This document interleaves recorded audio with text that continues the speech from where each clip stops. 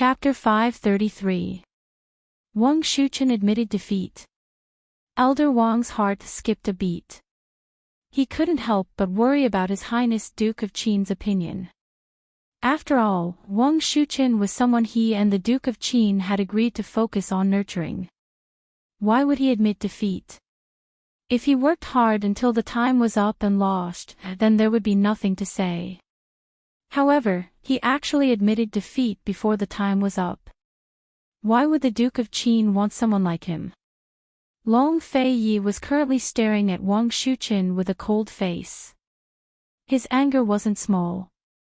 At this time, the crowd was in an uproar. Most of the people were in disbelief. Xia Peng's ability was shocking, but Wang Shuchen's attitude was disappointing. No one had guessed the process or the result of this competition. As soon as Elder Xia stood up, the crowd fell silent. No matter how surprised they were, it was the truth. The Xia family had won. Elder Xia was in an extremely good mood as he strode onto the stage. Since the Wang family has admitted defeat, then today's competition will end here. I hereby announce that this year's Grand Medicine Testing Convention will be led by Xia Peng. Before he could finish speaking, Han Yunxi suddenly stood up and shouted, "Wait." Maybe it was because Han Yunxi's shout was too loud, but everyone turned to look at her. What was this woman doing? "Qin Wangfei, what do you mean?" Elder Xia asked cold. The outcome was already decided. Moreover, why was Han Yunxi, an outsider, meddling? But Han Yunxi only laughed out loud. This Wang Fei has many meanings. I don't know which one head Elder Xia wants to hear. Even Long Fei was doubtful. What's wrong with this woman? Han Yunxi, if you want to interfere with the Grand Medicine Testing Convention, don't blame this prince for being rude. Elder Xia lectured sternly. Interfere? This Wang Fei only wants to see a fair competition. What do you mean by interference? Elder Xia should know very well who is interfering with the Grand Medicine Testing Convention. Han Yunxi's clear and powerful voice resounded through the quiet venue. Her sudden accusation confused everyone. House head Xia couldn't help but stand up and shout angrily, "Han Yunxi, my Medicine City's people won't allow you to casually slander them. If you have something to say, say it clearly. Otherwise, don't even think about leaving today." All right. Han Yunxi didn't leave her seat and walked up the stage. Long Fei Yi didn't understand why, but he followed closely behind. Everyone's gaze followed the two of them. Everyone was at a loss. They really didn't know what had happened. After Han Yunxi went up the stage, she picked up the big medicine basket and took out the remaining medicinal herbs one by one. She named them one by one. Atractylodes macrocephala, scorpion, chuangong, jueming, lianchenhong, ziluo, mulberry leaf. Reading them out one by one, there were actually 53 types of medicinal herbs. These herbs were provided by the Elders Guild. Has President Xia gone through it? She asked seriously. What are you trying to do? Guild leader Xia asked angrily. Is it? Han Yunxi asked again. President Xia did not answer. He coldly said, "Men, throw this unreasonable woman out." Guild leader Xia, are you feeling guilty? Han Yunxi asked. Unreasonable. Men, throw him out. Guild leader Xia was so angry that his face was about to turn green. However, Han Yunxi's next words caused his face to truly turn green. Han Yunxi said, "There's a problem with the herbs provided by the Elders Guild." Xia Ping cheated. As soon as these words were spoken, it was like 5 bolts of lightning had struck down. Everyone present was dumbfounded. Was there really such a thing? Nonsense, a bunch of nonsense. Men, throw her out immediately. She dares to interfere with my Grand Medicine Testing Convention and slander my Elders Guild. My medicine city and pill fiend pharmacy are irreconcilable. President Xia was so angry that his words were incoherent. A complicated look flashed through Elder Wang's eyes. He quickly stood up. Guild leader Xia, Qin Wangfei must have discovered something strange. It's not too late to hear her out. The Xia family head immediately stood up and asked in an overbearing manner, "What strange thing? What does family head Wang mean by that?" Everyone was watching the competition just now. Family head Wang, you were also watching. What was strange about it? She's just a poison doctor. How much does she know about medicine? Even I couldn't tell, so what could she have seen? She's clearly trying to mislead us with her lies. As soon as the Xia family head finished speaking, President Xia signaled with his eyes and several guards came to arrest them. However, Long Feiyi only stomped his foot, sending out a powerful wave of energy that knocked all the guards to the ground. Everyone was shocked by this. Ouyang Ning Nuo jumped up from his seat. Heavens, didn't His Excellency Pill Fiend always talk first and then act later? When did he start using his hands instead of his mouth? And his martial arts were actually so strong. With such profound internal energy, he was definitely in the top 5 of Cloud Realm Continent's experts list. Ouyang Ning Nuo secretly told himself that he had to be more careful when dealing with Gu Qisha in the future, just like how he dealt with Long Feiyi. Sometimes, the best way to avoid violence was to use it. With Long Feiyi's stomp, the guards no longer dared to step forward. President Xia and the Xia family head also didn't dare to call for help. Of course, the father and son's attitude remained unyielding. Han Yinshi, Gu Qisha, Medicine City has given Pill Fiend Pharmacy face. Don't be so shameless. The Xia family head roared. Ha, if you're guilty, then so be it. Is there a need to react so violently? It'll harm your body, Han Yinshi said with a cold smile. The results of the competition just then were clear for all to see. Han Yunshi, you're challenging the authority of my Medicine City's Council of Elders and questioning the skills of our clan heads. The old man is not guilty, but the old man will not allow you to look down on Medicine City's dignity like this. President Xia reprimanded harshly, hoping to resonate with the crowd and unite them against the enemy. Who would have thought that Han Yunshi would throw him a retort? This princess consort is doubting all of you. How could no one see such a big loophole? How laughable. As she spoke, she looked at Elder Wang and mocked, "Family head Wang, I heard that your medicinal skills far surpass the other family heads and are on par with the elders. Who would have thought that you would be so blind as to allow your son to admit defeat? Ha, the Wang family's face has been completely lost by you and your father." Not far away, Ouyang Ning Nuo was wondering if Han Yunshi and the Wang family were in cahoots, but he didn't think too much of it after hearing this. This woman was simply holding a grudge against the Xia family. Elder Wang knew that Qin Wangfei was doing this on purpose. His face filled with resentment. "Qin Wangfei, if you don't explain yourself today, even if the Council of Elders spares you, my Wang family won't let you off so easily. What kind of loophole was there? Speak." President Xia panicked and was about to stop him when Lady Lianxin also stood up and stood by Han Yunshi for the first time. Coldly, she said, "If President Xia isn't guilty, why don't you listen to Qin Wangfei's explanation? This elder isn't here to play around as a representative of Medical City. When I return, I still have to report the situation to my superiors. If we don't get to the bottom of this today, haha. Medicine City can forget about sending invitations to Medical City in the future." Lady Lianxin couldn't get involved in Mu Yingdong's matter, but she still had a say in the Grand Medicine Testing Convention. After all, Medical City would pay special attention to the victors of the Grand Medicine Testing Convention. President Xia had no choice but to soften his stance. Alright, then please explain yourself, Qin Wangfei.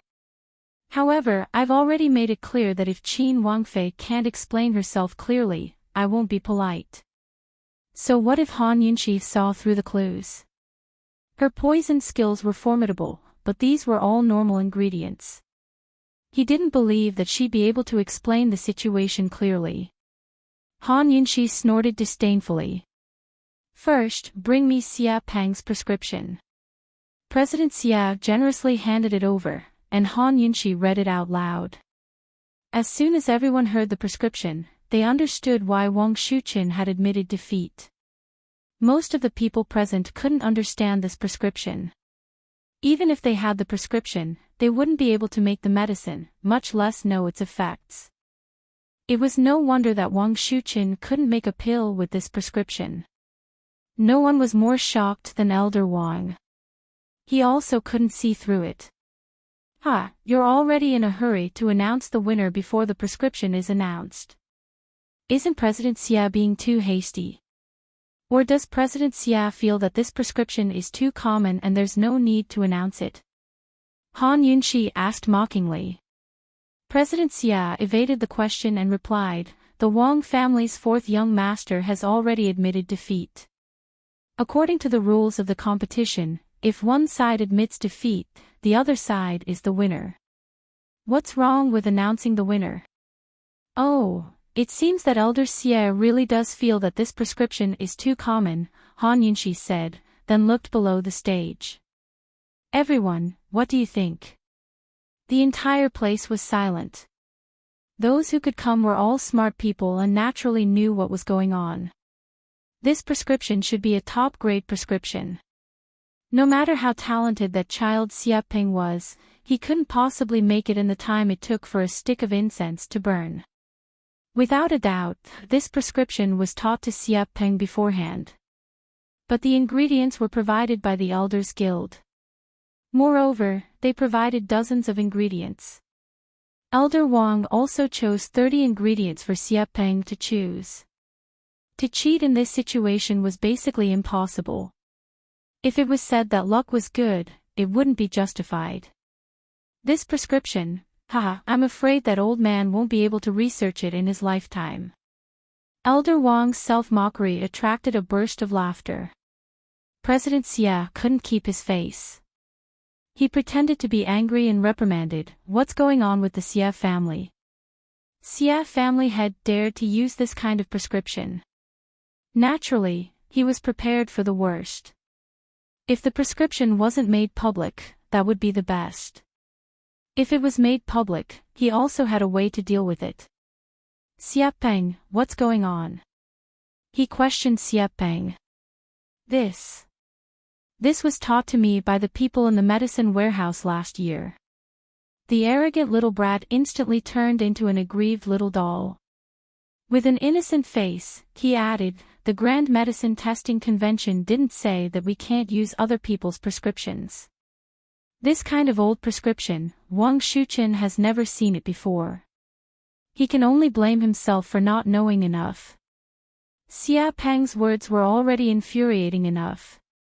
Who knew that Xia family head's face would be even thicker? He said, it seems that my Xia family's luck is good. It's a coincidence that the Elders Guild provided the ingredients to make this prescription. Esteemed Wangfei, you can't blame the Xia family for this, right? These 30 ingredients were chosen by Elder Wang.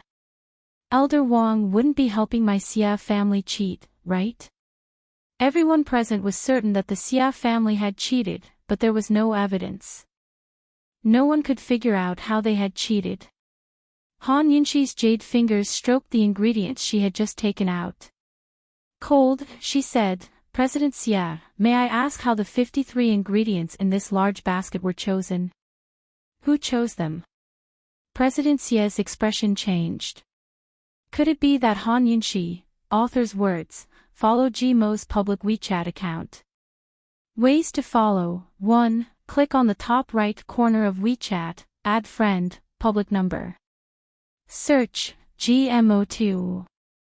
Click on the top right corner of WeChat, add friend, Search, GMO 2015. Cough, cough. There will be a good gift on WeChat in January. Chapter 534. Seeing that Han Yunxi was so focused on the ingredients in the basket, Elder Xia's guilty conscience finally gave in. The key to Xia Peng's cheating was in these ingredients. Could it be that Han Yunxi had really discovered something? However, Elder Xia remained calm.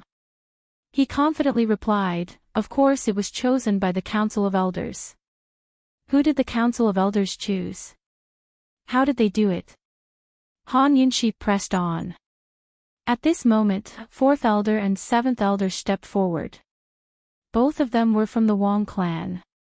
These ingredients were chosen from the list provided by Elder Xia. There are a total of 53 ingredients.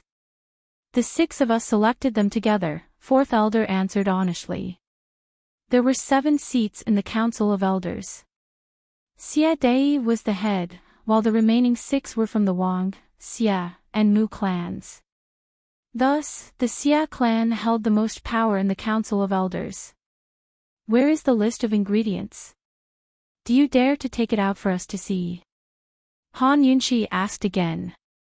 At some point, Ouyang Ningnua had returned to his seat in the VIP section. He chuckled, "Esteemed Wang Fei, you can't be suspecting that Elder Xia did something to the list, right? Is that even possible?" At this moment, there was quite a bit of discussion going on below the stage. These ingredients had been carefully selected by many different people. In order to tamper with the ingredients, one would have to bribe everyone involved. That was simply impossible. But why was Qin Wangfei so confident? What was the truth behind this matter? It was even more exciting than the results of the competition.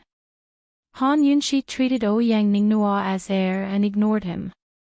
She asked Elder Xia again, "Do you dare to take out the list for us to see?" A trace of ruthlessness flashed through Elder Xia's eyes. He immediately took out the list. He refused to believe that this would happen. Han Yunxi glanced at the list and saw that there were a total of 60 ingredients on it. Aside from the 53 ingredients selected by the 6 elders, there were still 7 ingredients left. Which elder can provide me with the remaining 7 herbs?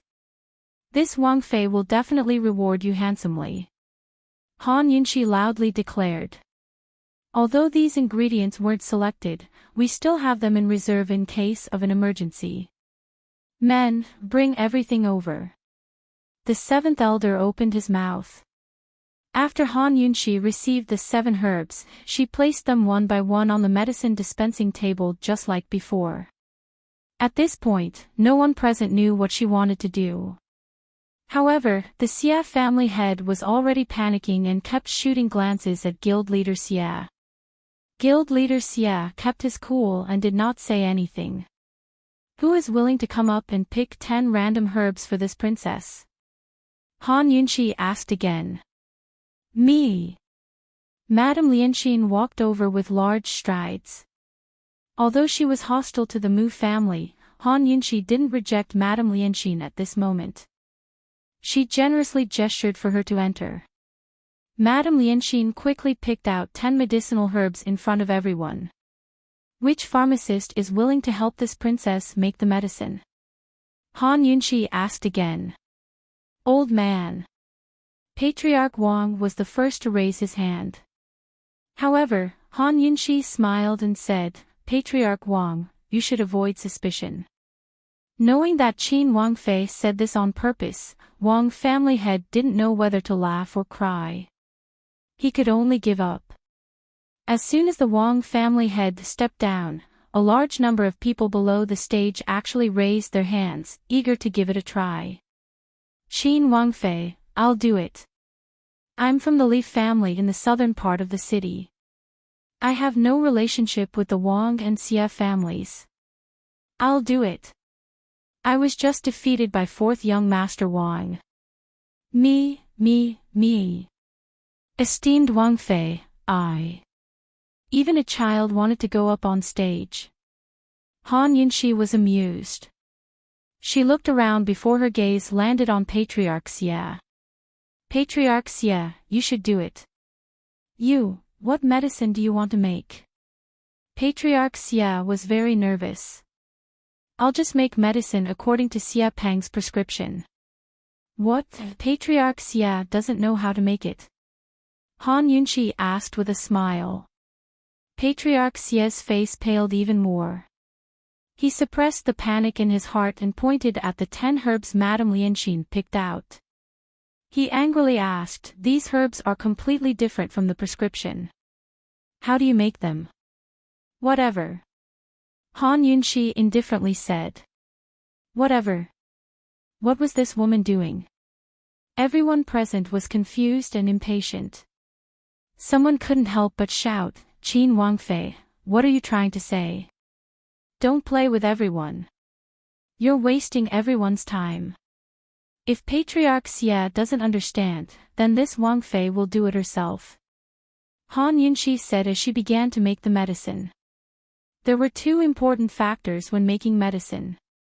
One was the type of herbs and the other was the ratio of the herbs. Han Yunqi actually took Madame Lianxin's 10 herbs and casually mixed them with the ratio on Xia Peng's prescription. Everyone present didn't dare to do anything because they couldn't understand how she could prove that Xia Peng had cheated. Han Yunqi didn't have Xia Peng's speed. Her movements were very slow, and it was precisely because of this slow movement that everyone present could clearly see that she didn't do anything during the process. In the time it took for half an incense stick to burn, she finally managed to concoct a pill. However, something strange happened. This pill, regardless of its color, size, smell, or weight, was exactly the same as the one that Xia Peng had concocted. It was as if it was made from the same mold. This time, the entire audience was shocked. Han Yunqi once again found someone to casually pick 10 herbs from the 60 herbs and mix them according to Xia Peng's prescription. In the end, the pill she made was also exactly the same. This time, there was no need for Han Yunqi to explain any further. The truth was already out. 60 rooms. This is 60 rooms. Fourth elder was the first to slam the table and stand up as he angrily rebuked, "Xia Dei, what else do you have to say? As the leader of the elders' council, you actually embezzled what was entrusted to you." The so-called 60 rooms was a miraculous prescription that had been lost for a long time in the history of medicine. It included 60 medicinal herbs, and 10 of them could be randomly chosen. No matter which 10, as long as they were concocted according to a certain ratio, the final medicine concocted would be exactly the same. Anyone who studied medicine knew of the existence of 60 rooms. However, the prescription had been lost for a long time and no one knew which of the 60 herbs it was. Now that Han Yunqi had demonstrated it once, the truth was finally out. The list that Elder Xia had written was the prescription for 60 rooms. Therefore, no matter how the list was filtered or how many hands it passed through, as long as there were no less than 10 herbs in front of Xia Peng would be able to make the 60 rooms pill. It had to be said that this year's Grand Medicine Testing Convention was full of surprises. The audience was shocked again and again. However, this time was undoubtedly the most shocking. The Xia family actually had the prescription for 60 rooms, and actually used it to cheat. The Xia family, who had always relied on the Mu family, had hidden it well. The evidence is irrefutable. Elder Xia, what else do you have to say? Patriarch Wang asked angrily. Now, it was no longer important who won or lost. Since Elder Xia had committed such a despicable act, Xia Peng had to be removed from the Grand Medicine Testing Convention and Elder Xia should be removed from his position as elder. Patriarch Wang originally thought that there would be a change in the plan and that he would have to spend a lot of effort to deal with the Xia family. Who knew that Qin Wangfei would have the ability to dig up the matter of 60 rooms? In this way, the Wang family would become the ultimate fishermen and reap the greatest benefits. The audience below the stage sighed and the guests in the VIP seats looked at each other in dismay. It was hard to imagine that such a scandal would happen in Medicine City. The scene of the Mu family's defeat was repeated. No one in the Xia family dared to make a sound or even raise their heads. However, this old man, Elder Xia, still held his head high and his chest out confidently. Coldly, he looked at Fourth Elder and Patriarch Wang and snorted, "This is irrefutable evidence. The two of you, which eye of yours saw this old man deliberately choosing these 60 herbs?" This, for a moment, no one understood what Xia Dei meant by this. However, Han Yunxi immediately understood. She sneered and asked in return, "What? Does Elder Xia mean that you accidentally chose these 60 herbs and didn't know that these 60 herbs were the prescription for 60 rooms? Exactly. Xia Dei replied without hesitation. His voice was sonorous and forceful. This is my Xia family's luck, not cheating. As soon as these words came out, the Wang family and their supporters all boiled over. Xia Dei, don't you want your old face anymore? Old people are thick-skinned. I've seen it for myself today. Truly admirable. Disband the Council of Elders, or else Medicine City will be in danger. The protests grew louder and louder. It wasn't clear who was the first to throw a rock on the stage, but the crowd soon followed suit. The Xia family immediately resisted, and even the Xia family supporters joined in. The people on the stage hadn't finished competing yet, but the people below the stage were already fighting. The scene was chaotic and on the verge of spiraling out of control. Although the deacons and directors of the Council of Elders tried their best to control the situation, it was to no avail. On the stage, the Wang and Xia families were also arguing.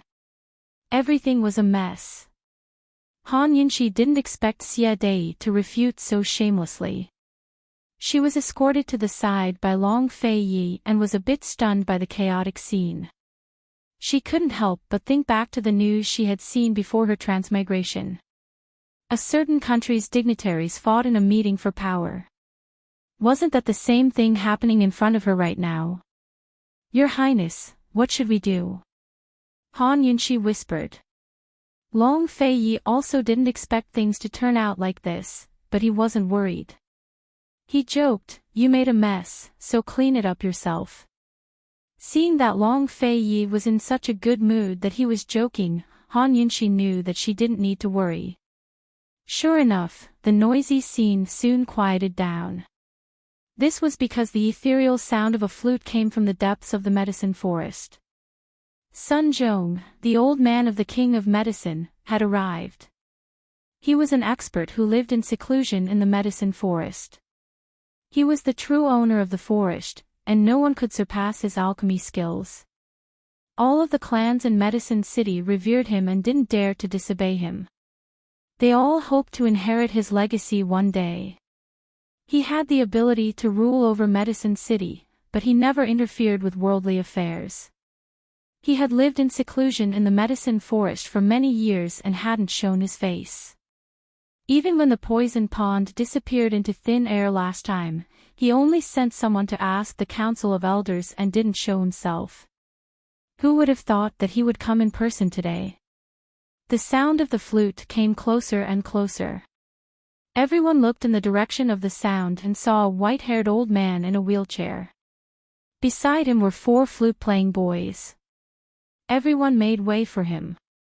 On the stage, the Wang and Xia families were silent. However, the old man of the King of Medicine didn't pay any attention to them. Instead, he examined Han Yunxi and asked, "Qin Wangfei, how did you recognize 60 rooms?" Chapter 535. Only when the King of Medicine asked this did everyone realize the problem. Qin Wangfei was sitting so far away and didn't know about the list of herbs beforehand.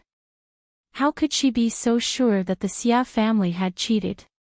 Wasn't this a little too mysterious? Everyone looked at Han Yunxi, waiting for her answer. However, Han Yunshi was calm and composed. She said, "Elder King of Medicine, I'm familiar with the prescription of 60 rooms. When I saw Elder Wang choose the 10 herbs for Xiapeng, I had my suspicions. When I saw 4th young Master Wang admit defeat so easily, I knew there was something wrong with this prescription." "You were sure it was 60 rooms after seeing only 10 herbs?" The King of Medicine obviously didn't believe her. Unexpectedly, Han Yunshi smiled. "Elder King of Medicine, I wasn't sure. It's just that I was 70 to 80% sure. I made the right bet, didn't I?" Han Yunshi was able to discover 60 rooms with the help of the detoxification system. The detoxification system's ability to analyze herbs could kill any pharmaceutical genius. Of course, the premise was that the system had records of 60 rooms. 60 rooms was a famous prescription. If it was a private prescription, the detoxification system wouldn't be able to decipher it. "You were 70 to 80% sure after seeing only 10 herbs." The King of Medicine was in disbelief. Han Yunshi walked over and picked out the herbs on the table according to a certain ratio. "Elder King of Medicine, the theory behind 60 rooms is actually a matter of proportion. Through mutual rejection, neutralization, and enhancement, the effects of fusion are achieved. The 10 herbs that Elder Wang gave to Xiapeng made me suspicious. However, the ratio of the herbs that Xiapeng used allowed me to deduce the ratio. Therefore, I'm 70 to 80% sure." This was naturally how the detoxification system worked. She didn't explain it clearly, but she pointed out the key to the prescription. The King of Medicine immediately understood. The King of Medicine suddenly laughed out loud. 60 rooms was the prescription that the old man came up with. "I never thought that the old man would be able to see a junior crack this prescription in his lifetime. The old man's only wish has been fulfilled, haha."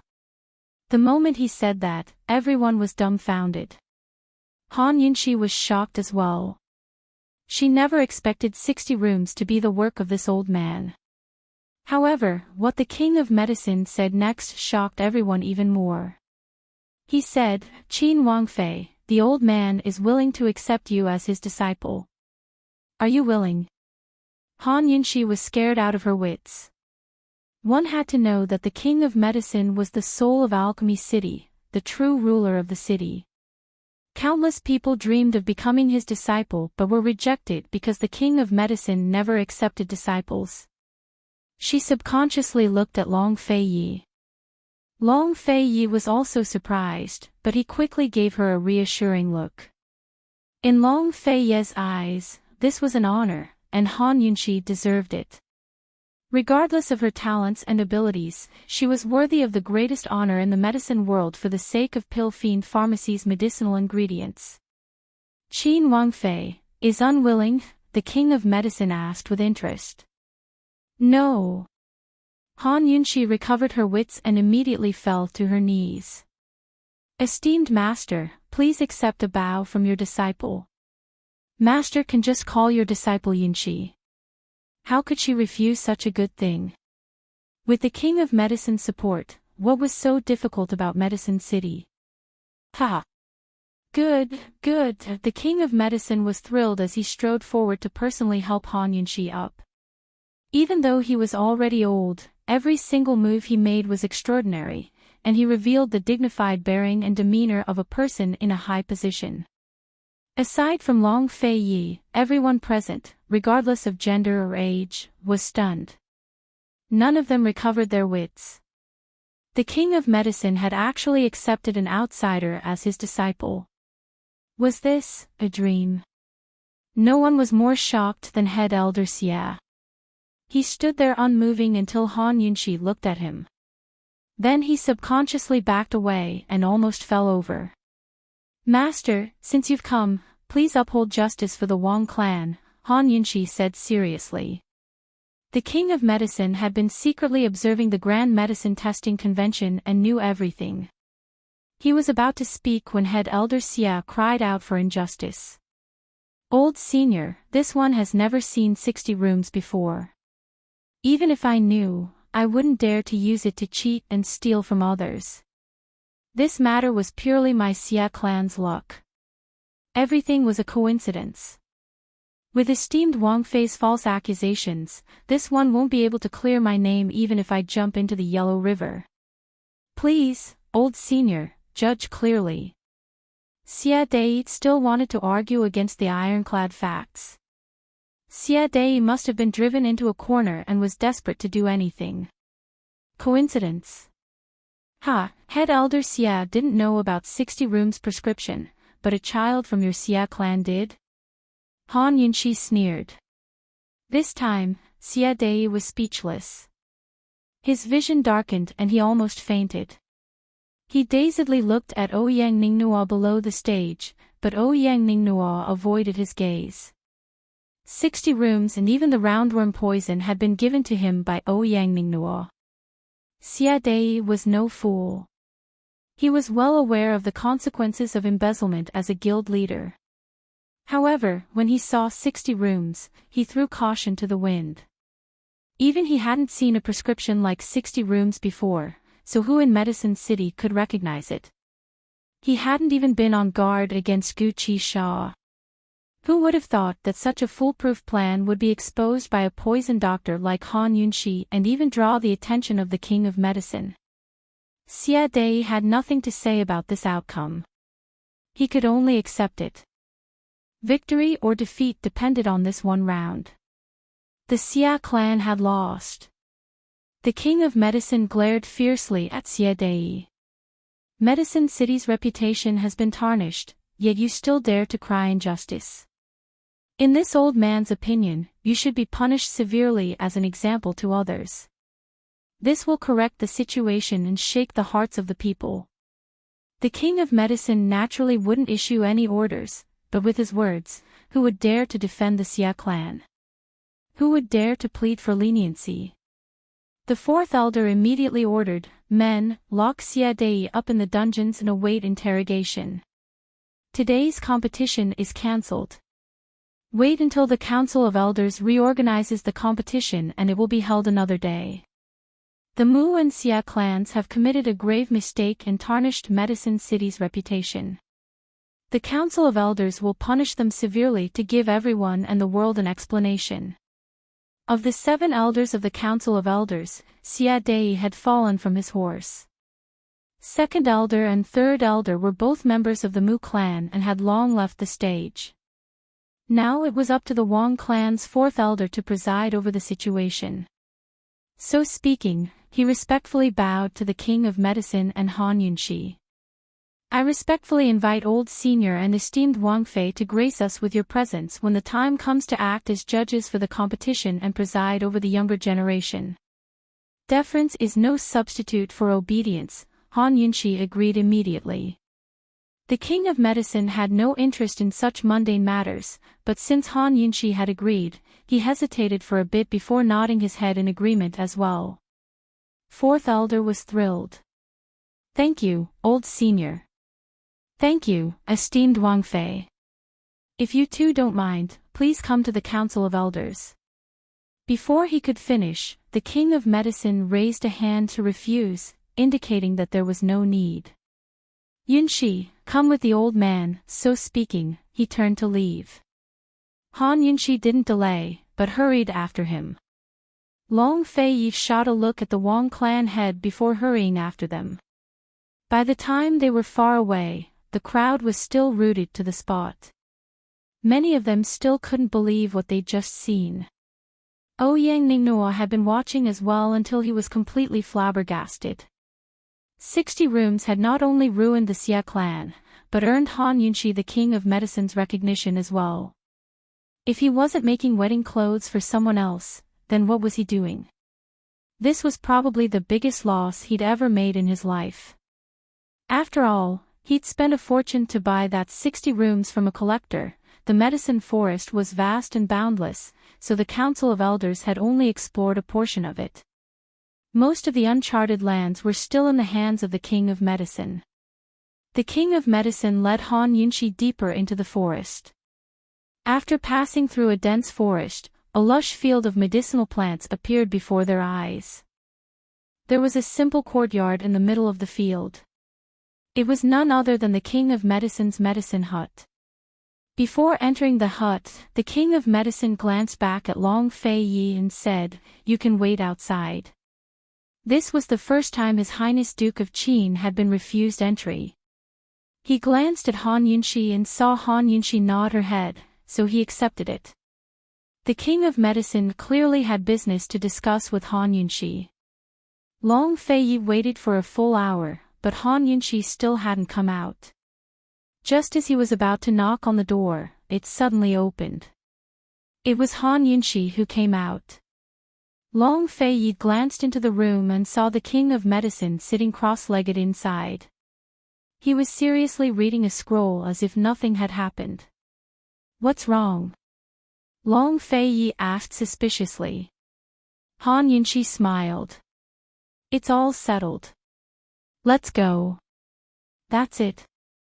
This woman seems to be in a good mood." "What did they settle?"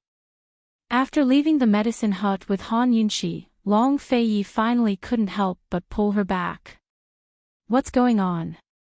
"The King of Medicine wants to impart everything he's learned to me." This was something to be happy about, but Long Fei Yi wasn't. Before Han Yunxi could finish, he hastily interrupted her. "What are the conditions?" An expert like the King of Medicine didn't easily accept disciples, much less impart his knowledge. Since he valued Han Yunxi so much, he must have high expectations. "He wants me to stay at the medicine hut for 10 years, Han Yunxi said with a smile. "You?" Long Fei Yi was actually a bit nervous. "I agree. I'll go back to South Ning to pack my things. I'll come back once I'm done with Pill Fiend Pharmacy." Han Yunxi spoke very seriously, then continued, "Long Fei Yi, I'll leave Mu Linger's matter to you. With Gu Beiyue and Gu here, I can rest assured about Pill Fiend Pharmacy. I'll be staying here from now on. If you have any problems, you can come find me at any time." As she spoke, Long Fei Yi didn't feel good at all. He tightened his grip on her hand, as if he would never let go. Finally, he asked gloomily, "Han Yunxi, are you not worried about this prince?" Han Yunxi looked at him innocently. She originally wanted to continue teasing him, but when she saw his serious gaze, she couldn't continue. When this grown man got serious, he was like a stubborn child. Han Yunxi's heart suddenly ached. She muttered, "I was just fooling you. Long Fei Yi, how could I bear to leave you?" In the room, she chatted with the King of Medicine for a long time. The King of Medicine's appreciation of her only increased, and he didn't lower his expectations. However, she didn't budge an inch and didn't agree. In the end, the King of Medicine gave in and gave her a medicinal tome. He even left her a way out. As long as she made up her mind, she could go back at any time. Seeing that Long Fei Yi finally understood, Han Yunxi couldn't help but laugh. She was so happy that she couldn't stop. Teasing Long Fei Yi was becoming easier and easier. "Han Yunxi, oh Han Yunxi, have you really been so humble and love-struck in front of this man?" Abruptly, Long Fei raised his hand and covered Han Yunxi with his wide black robes.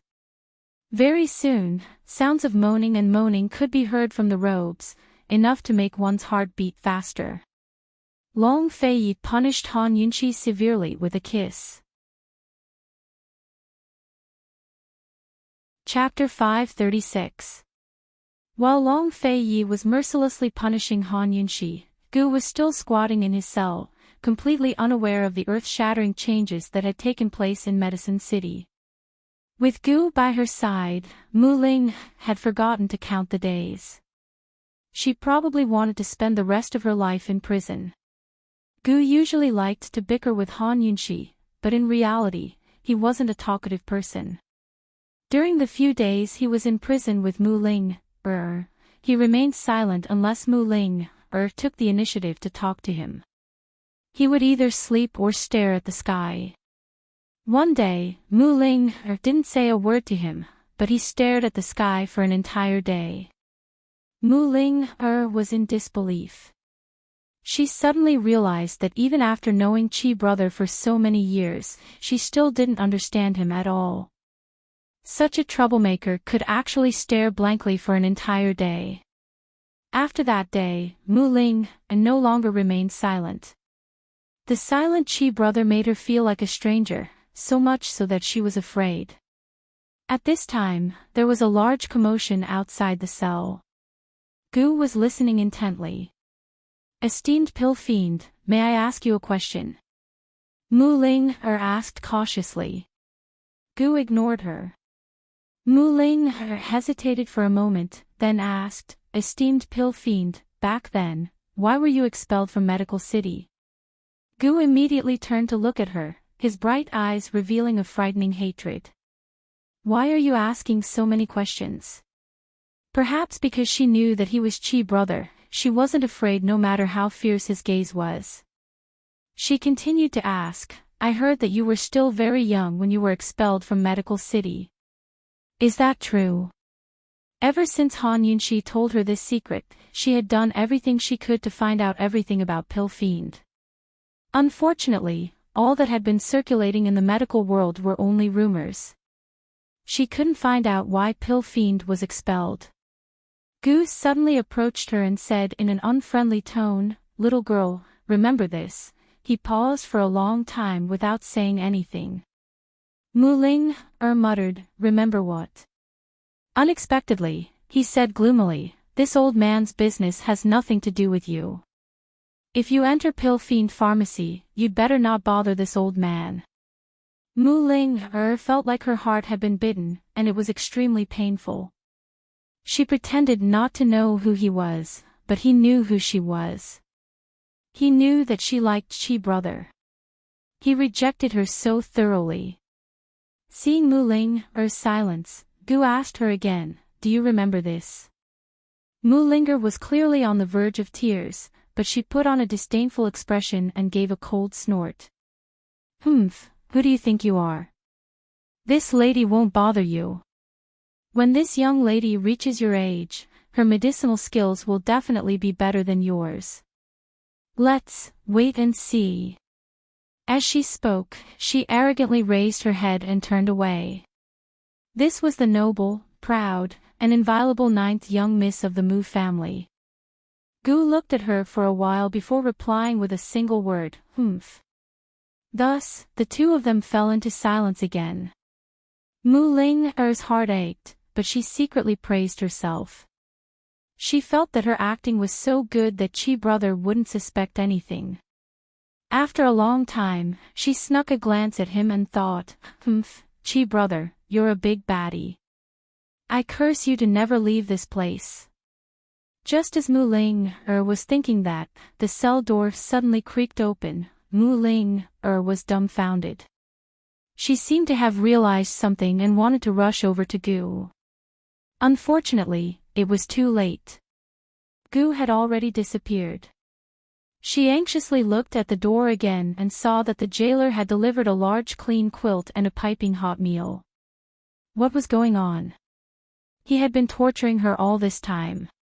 On such a cold day, he only gave her straw, not a quilt, only cold food, and not hot soup. Why did he suddenly send everything over now? Mu Ling didn't care so much. She looked all over the room for Chi brother, but she couldn't find him. She suddenly thought of something and looked up, only to see a black shadow flash by and disappear at the door. Bad guy. When he came, he clearly asked me if I was going to escape, but when he escaped, he didn't even say a word. It's already so late. The Grand Medicine Testing Convention has already ended. Would it kill him to stay a little longer? Grievance, disappointment, and discomfort all welled up in her heart. Mu Ling covered her face and burst into tears, scaring the jailer quite a bit. This jailer was one of Elder Wang's people. Elder Wang was overjoyed that the Xia and Mu families had been defeated. The first thing he did was to change out all the jailers and guards in the medicinal forest. He added more people to watch over Muing Dong and Xia Dei. Elder Wang was a kind person and knew that Qin Wangfei valued this girl, Mu Ling, so he told the jailer to take good care of her and not neglect her. The jailer didn't know the truth and only thought that Elder Wang cherished talent. He originally planned to leave after delivering the things, but seeing Mu Ling cry like this, he couldn't help but comfort her. "Ninth young Miss Mu, don't be sad. The Xia family has been defeated and head Xia is also imprisoned here. Patriarch Wang appreciates you. As long as you are obedient, the Wang family won't treat you unfairly." Mu Ling's crying stopped abruptly. "What did you say?" "The Xia family has been defeated." "Did Han Yunxi and Long Feiyi come? Did they have something on the Xia family?" The Xia family had been defeated. Did that mean that she would be able to leave soon? Who won? What exactly happened? She asked anxiously. The jailer told her everything and then advised, "Ninth young Miss Mu, when the Elder Council investigates the matter of the poison sect, you can push the blame to your father. With the Wang family's current power in the Elder Council, it won't be hard to protect you." Mu Ling fell to the ground and only laughed coldly after a long time. "They all deserve it. Father and Xia Dei actually wanted to marry her off to Northernly in exchange for the Snow Mountain. What did they take her for? Something that could be used to exchange." Cold laughter sounded especially desolate in the silent prison cell. Fortunately, there was Han Yunxi, otherwise, her life would be over. The jailer saw that Mu Ling was very strange and didn't dare to stay any longer. He hurriedly went out and locked the door. Without Gu, the prison cell was as silent as a silent world. Mu Ling fell to the ground and the light from the skylight happened to shine on her body. With her head lowered, her thin figure appeared especially lonely and desolate. As soon as Gu left the medicinal forest, he went straight to the inn that he and Han Yunxi had agreed to meet at. Unfortunately, he didn't see her. At this time, Han Yunxi and Long Feiyi had just arrived at the Wang family through a secret passage. Long Feiyi had already taken off his black robes and was now wearing a white robe with gold trimmings, which accentuated his noble and unapproachable aura. As for Han Yunxi, she was still as elegant and refined as ever, her temperament out of the ordinary. However, she lacked her usual natural and unrestrained manner, because her head was bowed the entire time. She looked both reserved and awkward. This kind of Qin Wangfei made Elder Wang feel strange. The first time His Highness Duke of Qin brought Qin Wangfei to the Wang family was still fresh in Elder Wang's memory. Because that was the first time His Highness Duke of Qin had a woman by his side. At that time, esteemed Wangfei was respectful and reverent to His Highness Duke of Qin, but she didn't have to lower her head all the time. Elder Wang hesitated before asking with concern, "Esteemed Wangfei, are you all right?" "I'm fine," Han Yunxi replied indifferently without raising her head. Elder Wang looked suspiciously at Long Feiyi, but Long Feiyi remained expressionless and asked coldly, "Has everything been taken care of?" Based on the Duke of Qin's attitude, Elder Wang felt that esteemed Wangfei should be fine, so he didn't ask any more questions. "Everything has been taken care of. The prison cells are under control. An old man has also instructed Mu Linger to take care of her." Elder Wang said seriously, "Don't worry, Your Highness. This time, old man won't give the Xia and Mu families a chance to recover. Because Xia Dei helped the Xia family cheat, the Xia family would definitely push all the blame onto Xia Dei and Xia Peng to protect the Xia family. But no matter what, with this criminal record, the Xia family would no longer have the right to participate in any future competitions in Medicine City. The Xia family's strength was mediocre to begin with, and with Xia Dei's imprisonment, they would never be able to recover. As for the Mu family, the crime of colluding with the 100 Poisons sect was enough to sentence them to death. No one from the Mu family would ever be able to enter the Council of Elders again. Long Feiyi didn't care about any of this. The Wang and Mu families had been at odds for so many years, so Elder Wang would naturally take advantage of this opportunity to get things done beautifully. He was more concerned about another matter. Has Xie Dei confessed? Although Long Feiyi hadn't said anything, Elder Wang knew from the look in his eyes before he left. His Highness Duke of Qin wanted to know who had given Xie Dei the poison of roundworm and 60 rooms. Since Xie Dei had been imprisoned, it would be easy to force him to tell the truth. Elder Wang whispered a name, Ouyang Ningnuo. It really was him. Long Feiyi had always known that Ouyang Ningnuo wasn't easy to deal with, but he never expected the man to have such a long reach. He'd actually gotten his hands on both the poison of roundworm and 60 rooms. Leaving aside how he'd gotten his hands on the prescription for 60 rooms, the poison of roundworm was a huge problem. If he could use Jun Yixie's things to trick Jun Yixie, then Ouyang Ningnuo had to have some connections in the 100 Poison sect. Long Feiyi drank his tea and fell silent for a while before he asked, in 1 year's time, we'll sever all ties between Medicine City and Cloud Realm Trade Consortium. Are you willing? After all, once Medicine City stopped cooperating with Cloud Realm Trade Consortium, they'd lose a huge chunk of their income. Moreover, His Highness Duke of Qin's intentions was to have Pill Fiend Pharmacy gradually replace Cloud Realm's medicine merchants and control Cloud Realm Continent's market. With Pill Fiend Pharmacy's pricing, Medicine City wouldn't be able to make any profit at all. With the Xia and Mu clans defeated, the Wang clan would gradually take control of Medicine City and become the head of the city. If the Wang clan interfered with Medicine City's Council of Elders and the various clans' cooperation with Cloud Realm Trade Consortium, then it'd hurt everyone's interests. They'd lose the support of the people, and it'd be difficult for them to maintain their position as the head of the city. Long Fei's "I'm willing" was full of meaning. But Elder Wang stood up without hesitation and offered him tea with both hands to express his loyalty. Your Highness Duke of Qin is too polite. The Wang clan will do its best in this matter. Long Feiyi nodded and accepted the tea with both hands. Now that Elder Wang's hands were free, he immediately fell to one knee and bowed respectfully. Your Highness Duke of Qin, from this day on, Medicine City's Wang clan is willing to pledge loyalty to your Highness for generations to come. We sincerely thank your Highness for your help. Although Elder Wang and His Highness Duke of Qin were old friends, Elder Wang was well aware of the man's ambitions. Rather than being friends, it was better to treat him as a master. Moreover, Han Yunxi had been accepted as a disciple by the King of Medicine. As long as the husband and wife pair had the heart, Medicine City would be theirs sooner or later. Long Feiyi was very satisfied and handed the tea to Han Yunxi. Wang Fei should be the one drinking this tea. His original plan was to take Medicine City for at least 1.5 years, but Han Yunxi had done him a huge favor.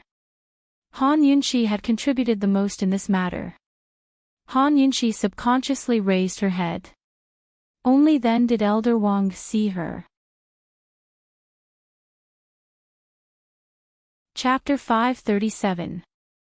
Han Yunxi, who had been keeping her head down, unconsciously raised her head to look at Long Feiyi. At this moment, Elder Wang saw that her lips were swollen. Although it wasn't very swollen, her lips were much redder than usual, so it was very obvious. Esteemed Wang Fei, what happened to your mouth? Elder Wang hurriedly asked. Han Yunxi quickly pursed her lips. She didn't know whether to lower her head or not. She really wanted to find a hole in the ground to hide in. What's wrong with her? Long Fei was the one who punished her so harshly. Han Yunxi was so embarrassed that she didn't know how to answer. However, Elder Wang was very concerned and didn't think in that direction. Esteemed Wang Fei, are you stained with something dirty? Is it infected? Han Yunxi still didn't answer. Elder Wang thought that her lips were uncomfortable and couldn't speak. He continued to ask, "Were you stung by a poisonous bee?" Depressing. She was a genius poison doctor. How could she be stung by a poisonous bee? Finally, Elder Wang realized that his guess was ridiculous. He asked again, "Are you infected with some disease?" In an awkward situation, silence was the only solution. Han Yunxi decisively chose to remain silent. Long Feiyi, on the other hand, was simply rotten to the core.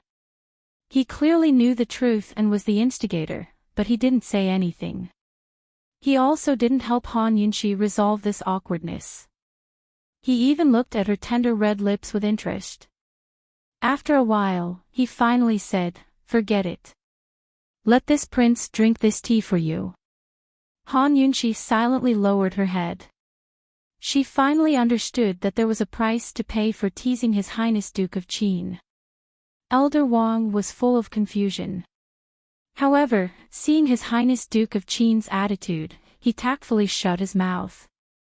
If it was someone else, His Highness Duke of Qin wouldn't take it to heart if he didn't ask or say anything. However, this matter concerned esteemed Wang Fei. His Highness Duke of Qin's attitude seemed like he was amusing himself. In the words of young people, he was inwardly passionate. Elder Wang thought that Qin Wang Fei's mouth should be fine. Thus, he changed the topic.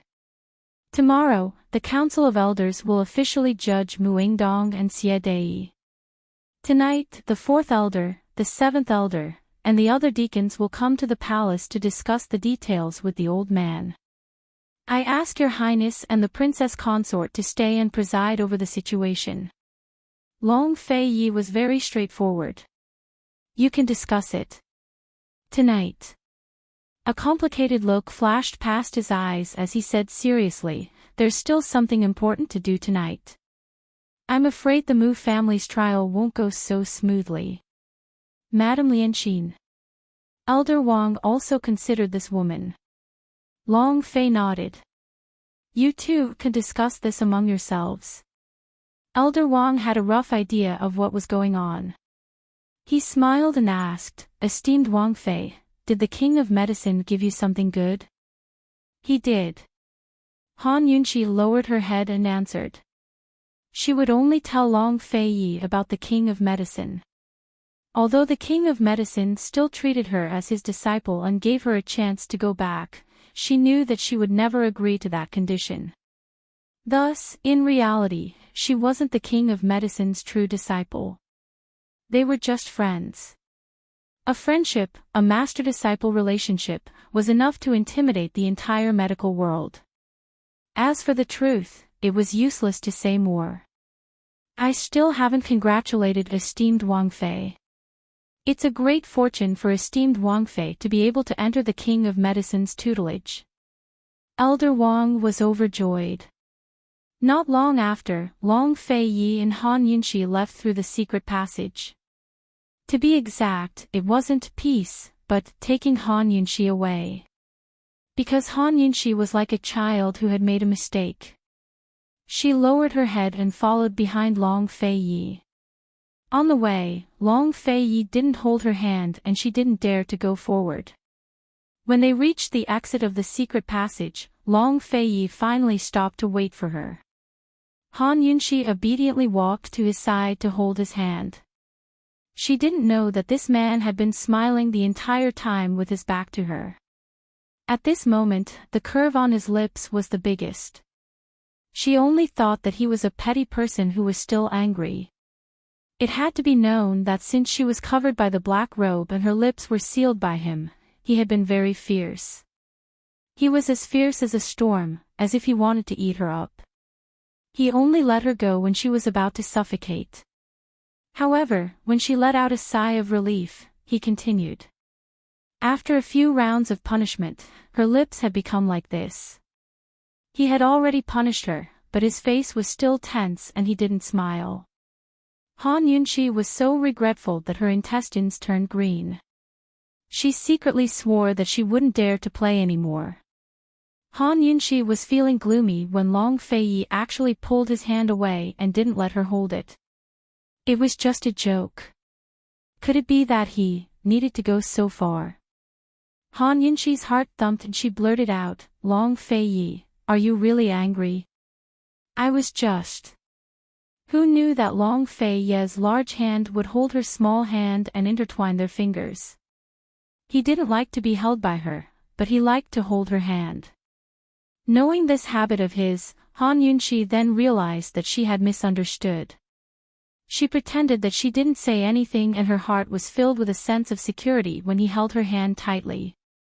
Long Feiyi still didn't smile and didn't say a word. The two of them walked towards the inn in silence. However, just as they were about to reach the inn, Long Feiyi suddenly said, "Han Yunxi, hasn't this prince punished you enough? So you think that this prince isn't really angry?" She had just asked him, "You're really angry," which meant that she thought that he was faking his anger earlier. Oh. Was he really going to be angry this time and punish her severely again? Han Yunxi finally raised her head and gloomily stared at Long Feiyi. That's enough. How could there be such a person in this world? He was still acting innocent after getting such a huge benefit. Long Feiyi finally couldn't help but laugh heartily. Other than looking askance at him and glaring at him, what else could Han Yunxi do? He had forcefully kissed her. Could it be that she could forcefully kiss him back? Han Yunxi hardened her heart and actually tiptoed to hug Long Feiyi's neck. She pressed him down and fiercely locked her lips with his. Long Feiyi was stunned. This wasn't the first time this woman had taken the initiative. However, Long Feiyi was completely unable to resist this initiative.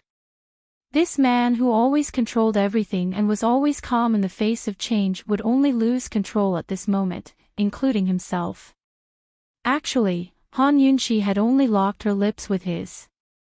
Before she even attacked, he was already stunned on the spot, allowing her to do as she pleased. "Long Feiyi, are you still angry?" She pressed her lips against his and asked in a low voice. "I am not angry." He was very honest. "You're deliberately bullying me," she accused him. He actually admitted it in a very honest manner. "Bastard!" Han Yunxi cursed. Just as she was about to move away, Long Feiyi's large hand pressed down on the back of her head, forcing her to come closer again. This time, he was very gentle and she did not struggle. This kiss was delicate and long, gentle like water. Both of them were willing to do it.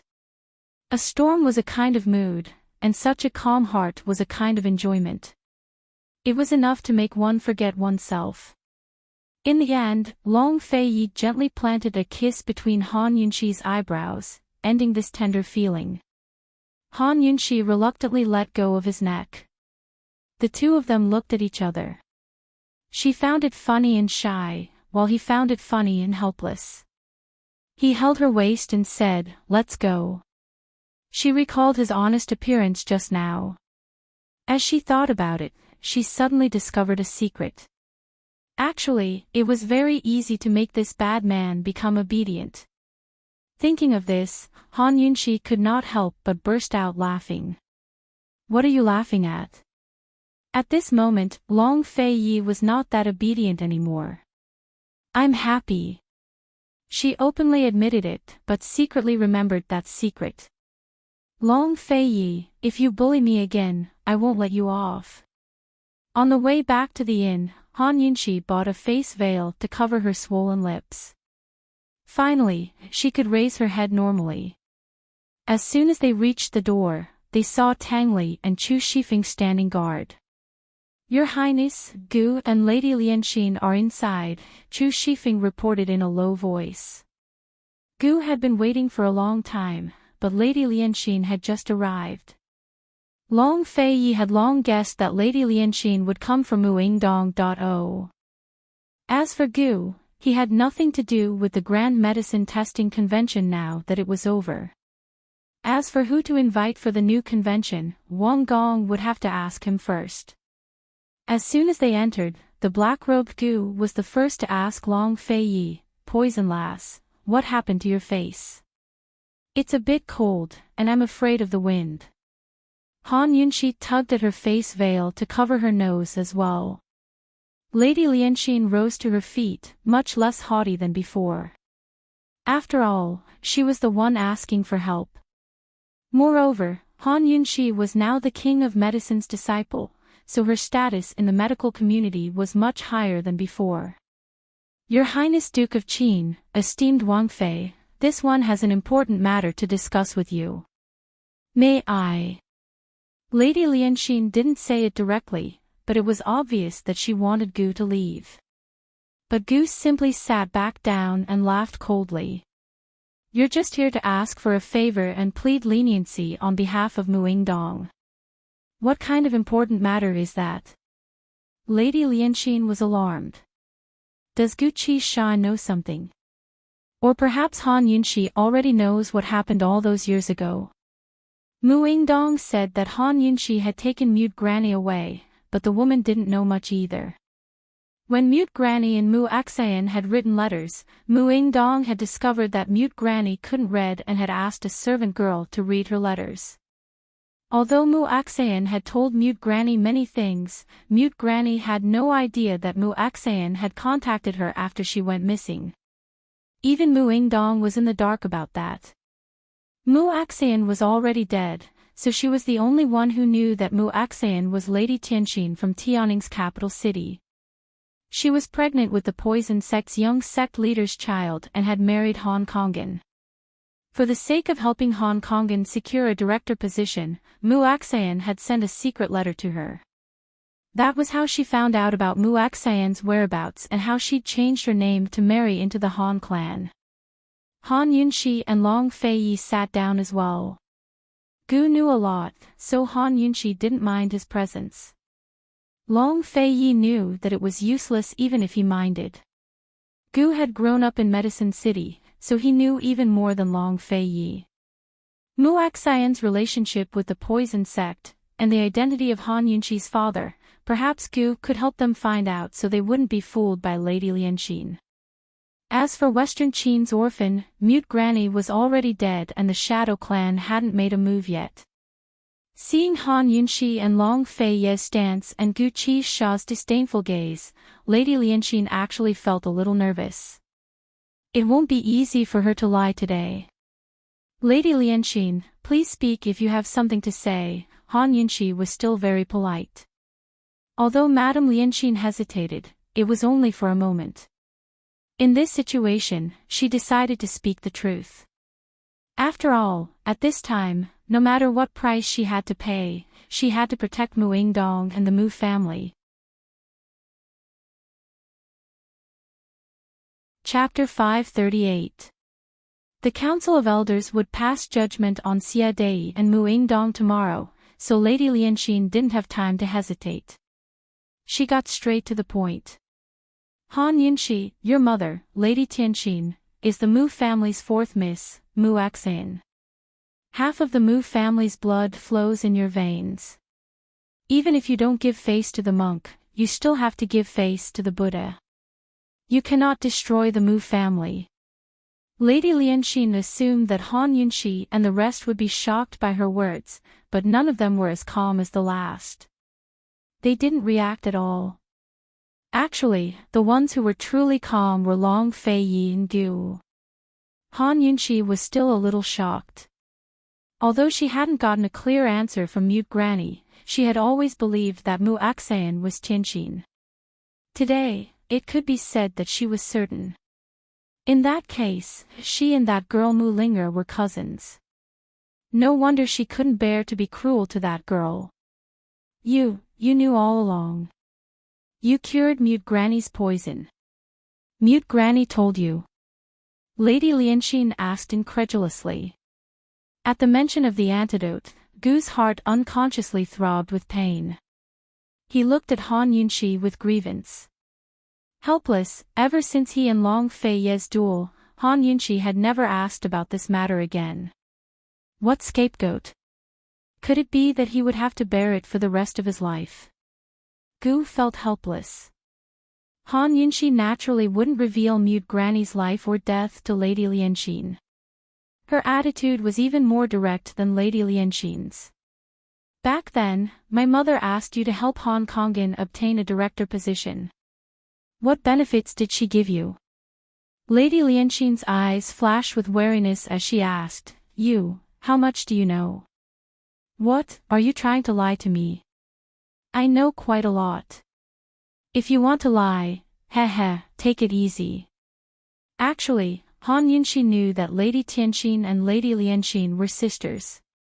Lady Tianxin had asked Lady Lianxin to help Hong Kongin. She didn't know anything else. However, the dangerous threat on her face really intimidated Madame Lianxin. Under Long Fei Ye's tutelage, Han Yunxi's negotiation skills had improved. I can tell you everything, and I can also tell you who your biological father is, as long as you can protect the Mu family. Madame Lianxin finally relented. Although Han Yunxi already knew what was going on, she was still excited and even a little nervous when she heard the words, biological father. However, she still steadied herself and cleverly asked, Madame Lianxin, what do you mean by protecting the Mu family? Seeing that Han Yunxi was calm and composed, Madame Lianxin's eyes flashed with a complicated look.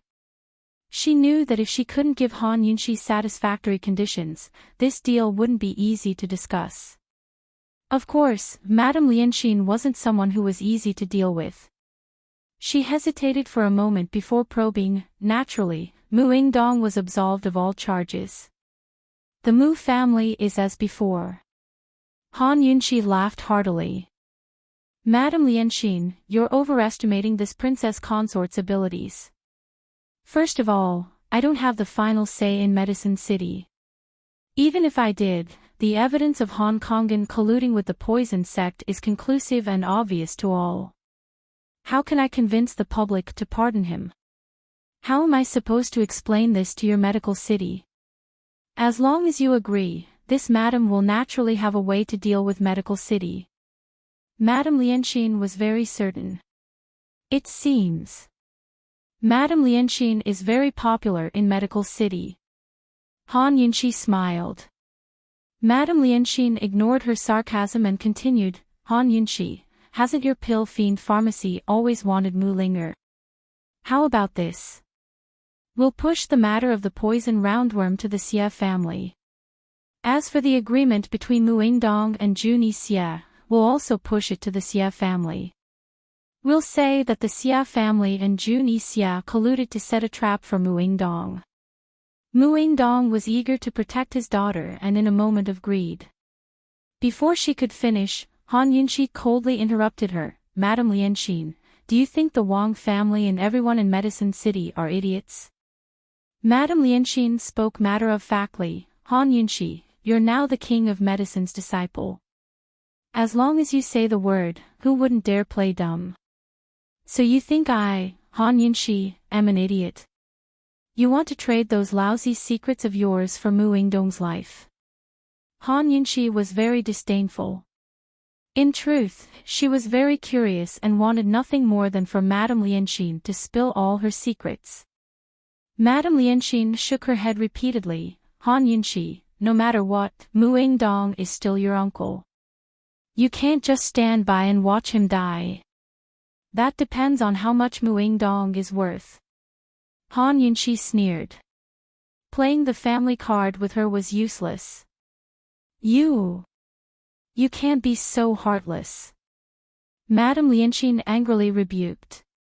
Han Yunxi laughed loudly, heartless. You clearly knew the truth. My mother had a difficult labor, so where were you? I suffered all kinds of hardships at the Han estate, but where were you? When I went to the medical academy to ask about my mother, you denied knowing her. Now you want to acknowledge me as your relative. Isn't it too late? You misunderstood. Mu Yingdong had no idea that Madame Tianxin was Lianxin.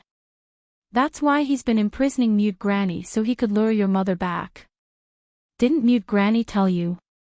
Madame Lianxin tried to explain as well as probe. Han Yunxi avoided the question and only gave a cold snort. Madame Lianxin couldn't see through her thoughts, so she could only play the sentimental card.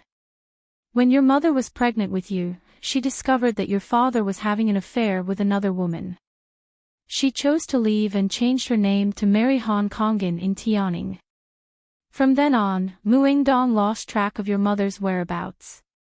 For the sake of helping Han Kongan, your mother sought me out of her own accord. Otherwise, I wouldn't have known any of this. As Madame Lianxin spoke, she pretended to sigh a few times. Yunxi, I've been guarding this secret all these years. How could I not want to acknowledge you? But as soon as I did, your father would definitely come knocking on my door.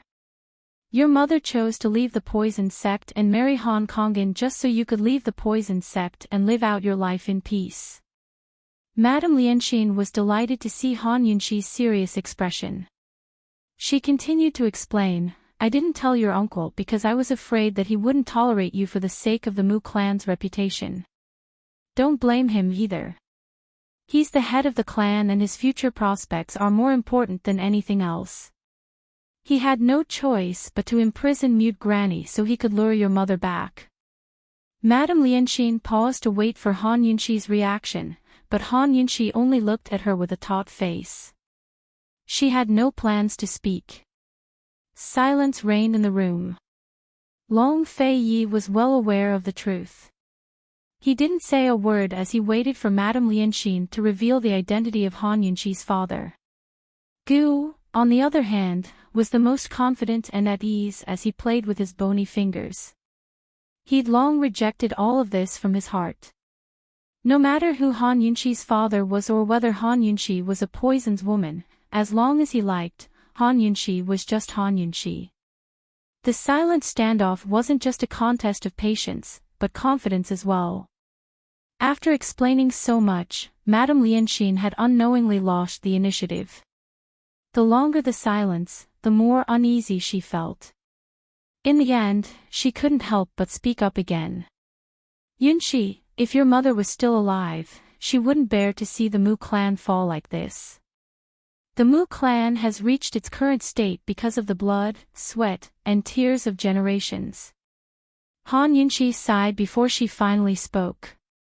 If Madame Lianxin is only here to acknowledge relatives, then please go back. These words shattered all of Madame Lianxin's patience. She finally lost her temper and said coldly, Han Yunxi, I've said everything I need to say. What else do you want? Which member of the poison sect is my father? Han Yunxi icily asked. I don't know. Even Mute Granny doesn't know about this. Do you think Muingdong and I would know? Madame Lianxin retorted. Han Yunxi nodded. I believe you. You can leave. Madame Lianxin didn't know how to react. What did you say? You've spouted so much nonsense, but none of it was what I wanted to know. Rather than wasting your time here, why don't you go to the Wang clan yourself and beg the Wang clan head? Perhaps you'll have a chance. Han Yunxi was simply toying with her. Madame Lianxin slapped the table and rose to leave. But Han Yunxi didn't stop her even when she was at the door. Madame Lianxin was almost angered to death. Han Yunxi was so young, but why was she harder to deal with than those old fogies from the medical academy? In the end, she still turned around. Han Yunxi's heart relaxed when she saw Madame Lianxin turn around. She knew that she'd won this negotiation.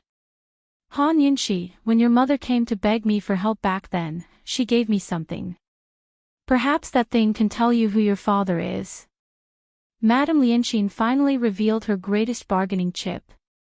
This was truly valuable information. Long Fei Yi and Gu both looked up. Han Yunxi was shocked and surprised. Madame Lianxin hadn't planned on revealing this information because it was extremely valuable.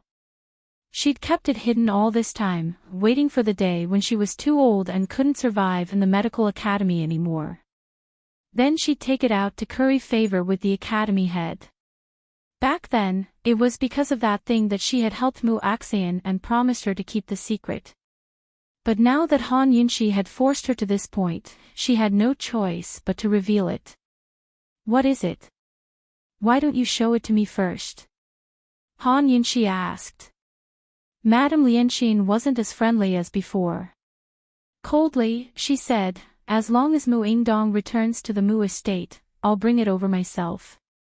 Do you think I'll believe you if I don't see it? Han Yunxi asked. Madame Lianxin looked meaningfully at Long Fei Yi, then smiled. The one who obtains the poison sex perplexing butterfly illusion controls the world. Your Highness Duke of Qin should know this, right? Han Yunxi was shocked. Did this woman have the perplexing butterfly illusion as well? You have the perplexing butterfly illusion. Long Fei Yi remained calm. I don't. Madame Lianxin smiled. But I have the 10,000-year blood jade. The one who obtains it can break the perplexing butterfly illusion. Your Highness doesn't know this, right? Long Fei Yi was stunned.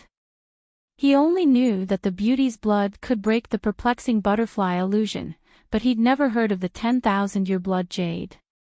It looked like his mother hadn't been clear about the situation back then. No wonder they couldn't break the perplexing butterfly illusion even after they'd cultivated the beauty's blood. Madame Tianqin gave you the 10,000-year blood jade. Gu finally spoke. That's right. It looks like Your Excellency Pill Fiend has heard of it before. Madame Lianxin said. The 10,000-year blood jade was extracted from the mouth of a 10,000-year ancient corpse in the Valley of the Kings. It's the poison sect's most poisonous poison, but it's also its most precious treasure. This item is only passed down to the poison sect head. Gu smiled as he looked at Han Yunxi. I wasn't wrong when I called you poison lass every day. Half of the poison sect's blood flows through your veins. Your father must be the poison sect head. Gu didn't say anything else, but he added, you really are a poison woman. Han Yunxi only felt that Gu's tone was a little strange, but she was too shocked by the truth to pay it much attention. Chapter 539. Now that Pill Fiend had said this, Lady Lianxin didn't bother to explain. After revealing her biggest bargaining chip, her attitude was firm.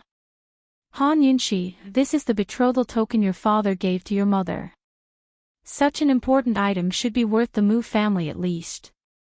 I'm looking forward to tomorrow's trial.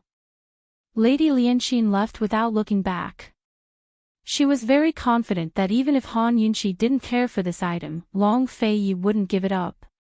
Any man with ambitions in the world wouldn't let go of anything related to the perplexing butterfly illusion. Han Yunxi and Long Fei Yi exchanged glances. They hadn't expected to find clues about the perplexing butterfly illusion under these circumstances. Han Yunxi didn't even have time to ponder over her origins for a while. The perplexing butterfly illusion was in their hands, and they'd even cultivated the beauty's blood.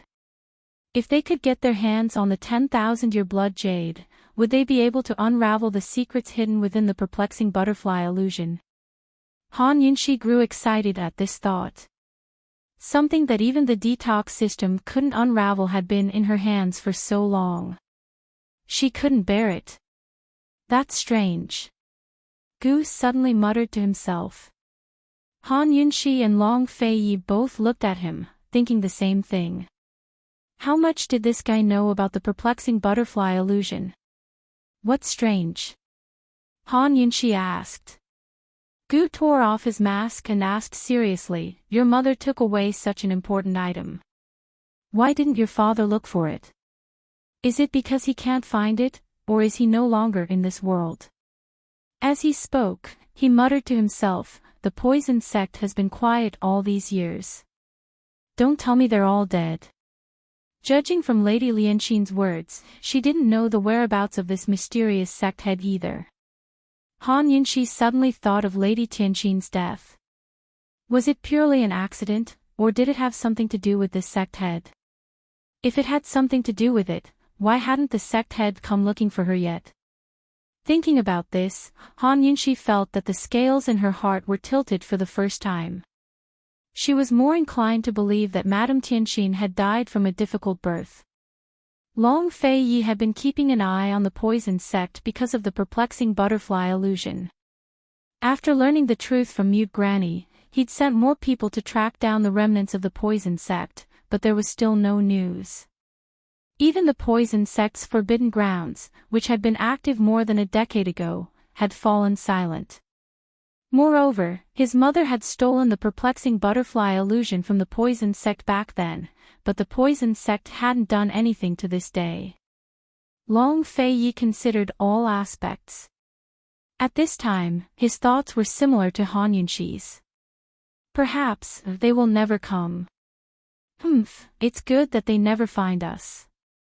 Even if they do, we won't be afraid. Gu said coldly. The word "we" made Han Yunxi's heart warm. Long Fei gave him a doubtful look, a look of disdain in his eyes. The 10,000-year blood jade isn't much. The perplexing butterfly illusion is the real deal. I wonder who has it, Gu muttered to himself. Han Yunxi and Long Fei Yi exchanged glances. Han Yunxi spoke up, Old Ghost, will the 10,000-year blood jade be enough to break through the perplexing butterfly illusion? Gu didn't answer, but looked at Long Fei Yi instead. You've been eyeing the perplexing butterfly illusion for a long time, haven't you? Duh. Long Fei Yi said. So you want to know the answer too? Gu asked with interest. Get out if you keep blabbering. Long Fei Yi had never been patient, especially when it came to Gu. Gu had always been patient, especially when it came to Long Fei Yi. Not only did he not leave, he even sat down on the table. Long Fei Yi, as long as you agree to help me destroy the medical academy, I'll tell you everything I know. This was already the second time Gu had made this request. Long Fei Yi asked disdainfully, revenge. He could tell that Gu didn't have the ambition to devour Medical City. It's none of your business. Gu was very fierce. Old Ghost, what did the Medical Academy do to you back then? Han Yunxi was also curious. Every time his wound was touched, he would be rude to anyone. Only in front of Han Yunxi could he still smile. It's none of your business. Be good, don't ask any more. Long Fei Yi casually pulled Han Yunxi behind him, then said to Gu coldly, this prince can promise you, but I'm afraid you can't afford to wait. It wasn't that easy to take down Medical City. In Long Fei Yi's plan, Medical City was the last and most difficult step. He vaguely guessed that the secret of the perplexing butterfly illusion might be related to Medical City, so he never urged Han Yunxi to solve it. As long as you can do it, I can afford to wait. Gu said arrogantly. Although he didn't like it, Long Fei Yi still admired Gu's temper. All right, this prince agrees. Gu stretched out his hand. Long Fei Yi didn't understand, what for? Let's make an oath. I, Gu, will do my best to help you solve the perplexing butterfly illusion. You, Long Fei Yi, will do your best to help me get my revenge. If there's a violation. As Gu spoke, he gave Han Yunxi a meaningful look. Han Yunxi couldn't help but tremble. This guy's eyes are so scary. What does he want? If there's a violation, what will happen? Long Fei Yi asked. Gu approached him. If there's a violation, you'll definitely become enemies with Han Yunxi, and there'll never be a day of reconciliation. Long Fei Yi was stunned and didn't say anything for a long time. Gu asked coldly, what, you don't dare? Long Fei Yi didn't answer. Instead, he retreated and gave Gu 3 high fives, then it settled. What settled? Han Yunxi hurriedly asked. Gu changed the topic with a smile. Poison lass, the perplexing butterfly illusion is already in your hands, right? When he mentioned the whereabouts of the perplexing butterfly illusion, these two weren't concerned at all. Instead, they were concerned about the 10,000-year blood jade. How could he not guess? Han Yunxi didn't dare to answer on her own, but Long Feiyi generously admitted, yes. Moreover, the beauty's blood has already been cultivated. The agreement was already set, and Gu would find out sooner or later. There was no point in hiding it. Beauty's blood. Gu was shocked. Long Feiyi, you know quite a lot. You haven't answered my question, Long Feiyi reminded. Hehe, you need 9 things to break the perplexing butterfly illusion.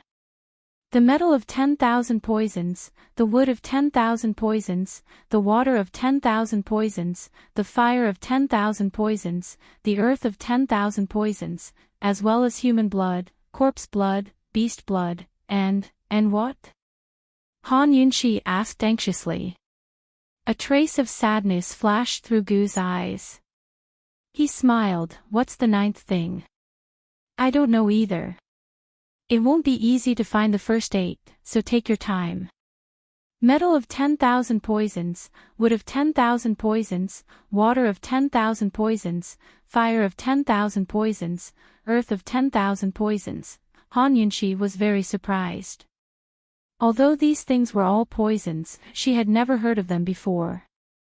Furthermore, the huge database of the detoxification system didn't have any records of them, so it couldn't detect them. No wonder she couldn't decipher them.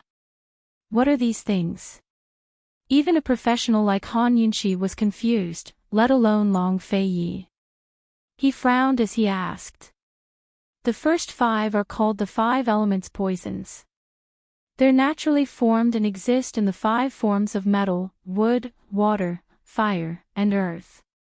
Of all the things in the world, only these 5 elements poisons can react with the perplexing butterfly illusion. As soon as Gu finished speaking, Han Yunxi was shocked. She hurriedly took out a porcelain bottle filled with poisonous water from her medical pouch. As soon as Gu opened it, he sensed a very strange poisonous aura. This is? He asked suspiciously. He only knew that there was poison, but he couldn't tell what kind of poison it was. Perplexing butterfly illusion, beauty's blood, and the poison pond water in herb forest. Han Yunxi said seriously. The last time she was at the black market, she had only tried it out. She had taken a little bit of perplexing butterfly illusion and beauty's blood and added it to the poison water, but she had clearly felt the corrosive properties of the perplexing butterfly illusion weaken. Does this count as a reaction? She asked seriously. Gu was overjoyed.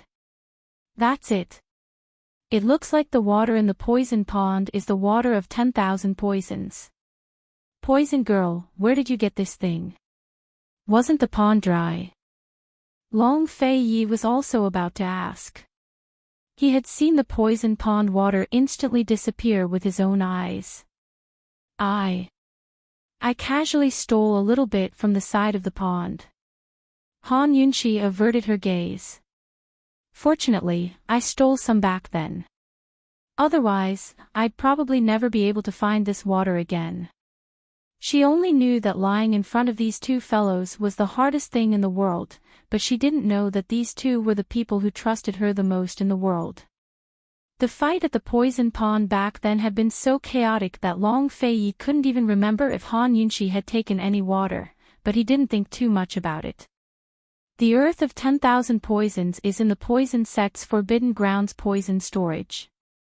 Supposedly, the poison plants there are very similar to the perplexing butterfly illusion. It's not hard to find this thing, Gu said seriously. Han Yunxi didn't know whether to laugh or cry. Last time, she and Long Feiyi had gone to the poison storage and brought back some poison orchids for research, but they had neglected the soil where they grew them. It really isn't hard to find. She murmured. Long Fei asked, Gu Qishao, where did you hear all this from? Gu arched a brow at him. No comment. Long Feiyi hadn't even told him where the perplexing butterfly illusion came from, so why was he asking him so much? Of course, he wasn't interested in where Long Fei Yi had gotten the perplexing butterfly illusion from. Besides Han Yunxi, he was only interested in destroying the medical academy. Han Yunxi's attention was completely focused on these 9 things. She muttered to herself, the human blood should be the beauty's blood, and the corpse blood should be the 10,000-year blood jade. The blood jade came from the mouth of a 10,000-year-old corpse in the Valley of the Kings. It was formed from the corpse's blood energy solidified in the jade stone. Gu nodded.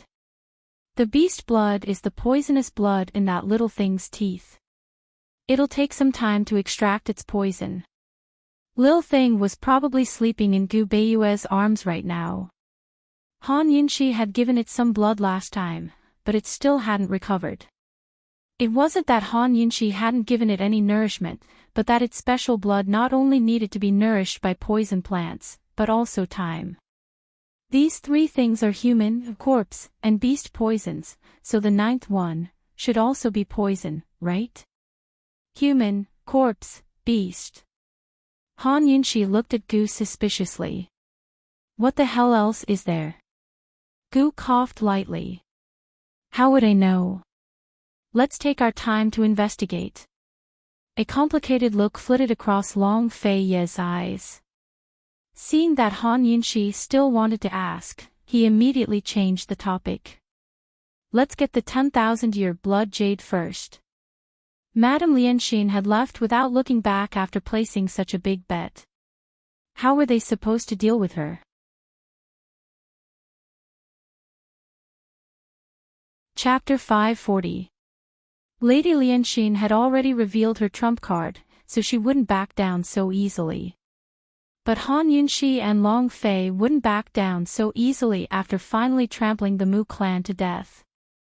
We still have to get Ling Er out. That's a bit troublesome. Han Yunxi knitted her brows. It wouldn't be a big deal if they only had to deal with Lady Lianxin, but Mu Ling Er, who was accused of double crimes, was stuck in the middle as well. Gu laughed disdainfully and prepared to leave. Wait here, this old man will go talk to her. Han Yunxi didn't need to think to know what Gu was going to do. He was going to expose her scandals at the medical academy. She was about to stop him when Long Fei Yi silently stuck out a leg and almost knocked Gu to the ground. Don't forget that those who are barefooted aren't afraid of those who are wearing shoes. The Mu clan was now at the end of their rope. Lady Lianxin had come to find them as a gamble. If they kept pushing her, Lady Lianxin's temper might even expose Han Yunxi's origins. Then both sides would suffer losses. If news of her father being a direct descendant of the poison sect got out, Han Yunxi would be in big trouble. Long Fei Yi, why don't you tell old Wang to delay the interrogation for a few days? Han Yunxi asked. They still had to think things over. But before Long Fei Yi could answer, Chu Shifeng came in with news from the Wang clan. Esteemed Wang Fei, Xie Dei wants to talk with you in person. He says he has something you're interested in. Long Fei Yi seemed to think of something as his eyes flashed. Prepare the carriage. When Han Yunxi, Long Fei Yi, and His Excellency Pill Fiend appeared in front of Xie Dei, he was very puzzled. His Highness Duke of Qin wasn't invited, so how did he get here so quickly? Of course, he didn't have the time to care about this kind of thing. After suffering such a huge blow and being interrogated by the Wang clan in private, Xie Dei, who was originally old but vigorous, was like an old man on the verge of death, dispirited and aged. His only hope now was to do everything he could to save the Xie family. After being the president for so many years, he knew very well that there was nothing to hide at this point. He said bluntly, Qin Wangfei, the old man has evidence to prove that Mu Linger has nothing to do with the 100 Poison sect. If you can promise the old man one thing, the old man will give you the evidence now. O Yang Ningnuo. Han Yunxi had guessed that it had something to do with Mu Linger, but she didn't expect there to be evidence. Xie Dei nodded. There was a big difference between admitting that Ouyang Ningnuo was the one who gave him the poison and having solid proof. Han Yunxi was overjoyed. She really needed someone to send her a pillow when she wanted to sleep. She had a rough idea of how to deal with Madame Lianxin. She asked seriously, "What do you want this Wang Fei to promise you?" "Esteemed Wang Fei, the old man knows that esteemed Wang Fei is holding a grudge against Mu Linger, but that was the old man's own idea. Please don't hold a grudge against the Xia family." Xia Dei's tone became serious. "The Xia family has more than 300 people and most of them are innocent, so please be lenient. Once they are disqualified forever, their lives will be ruined." Although the trial had yet to begin, the fourth elder had already announced that the Xia family's cheating would be disqualified forever. Medicine City held many large and small competitions, not just the Grand Medicine Testing Convention. If the city's disciples wanted to stand out in the medical world and obtain more opportunities to learn, these competitions were the first step.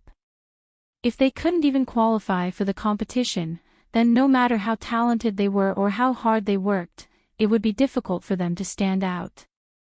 "Elder Xia, you should know the real reason for the Xia family's disqualification." "Begging me is useless," Han Yunxi calmly said. This matter had nothing to do with Mu Linger. Who could protect her after being exposed for cheating? "Esteemed Wang Fei, aside from this matter, you can kill or torture the Xia family as you please. The Xia family's disciples are the most diligent and hardworking of the three great clans.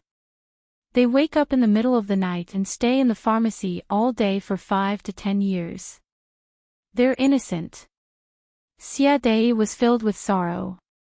Long Fei Yi and Gu, who were standing high up behind Han Yunxi, only sneered and remained indifferent. Han Yunxi walked up to sit in front of Xia Dei and looked him in the eye.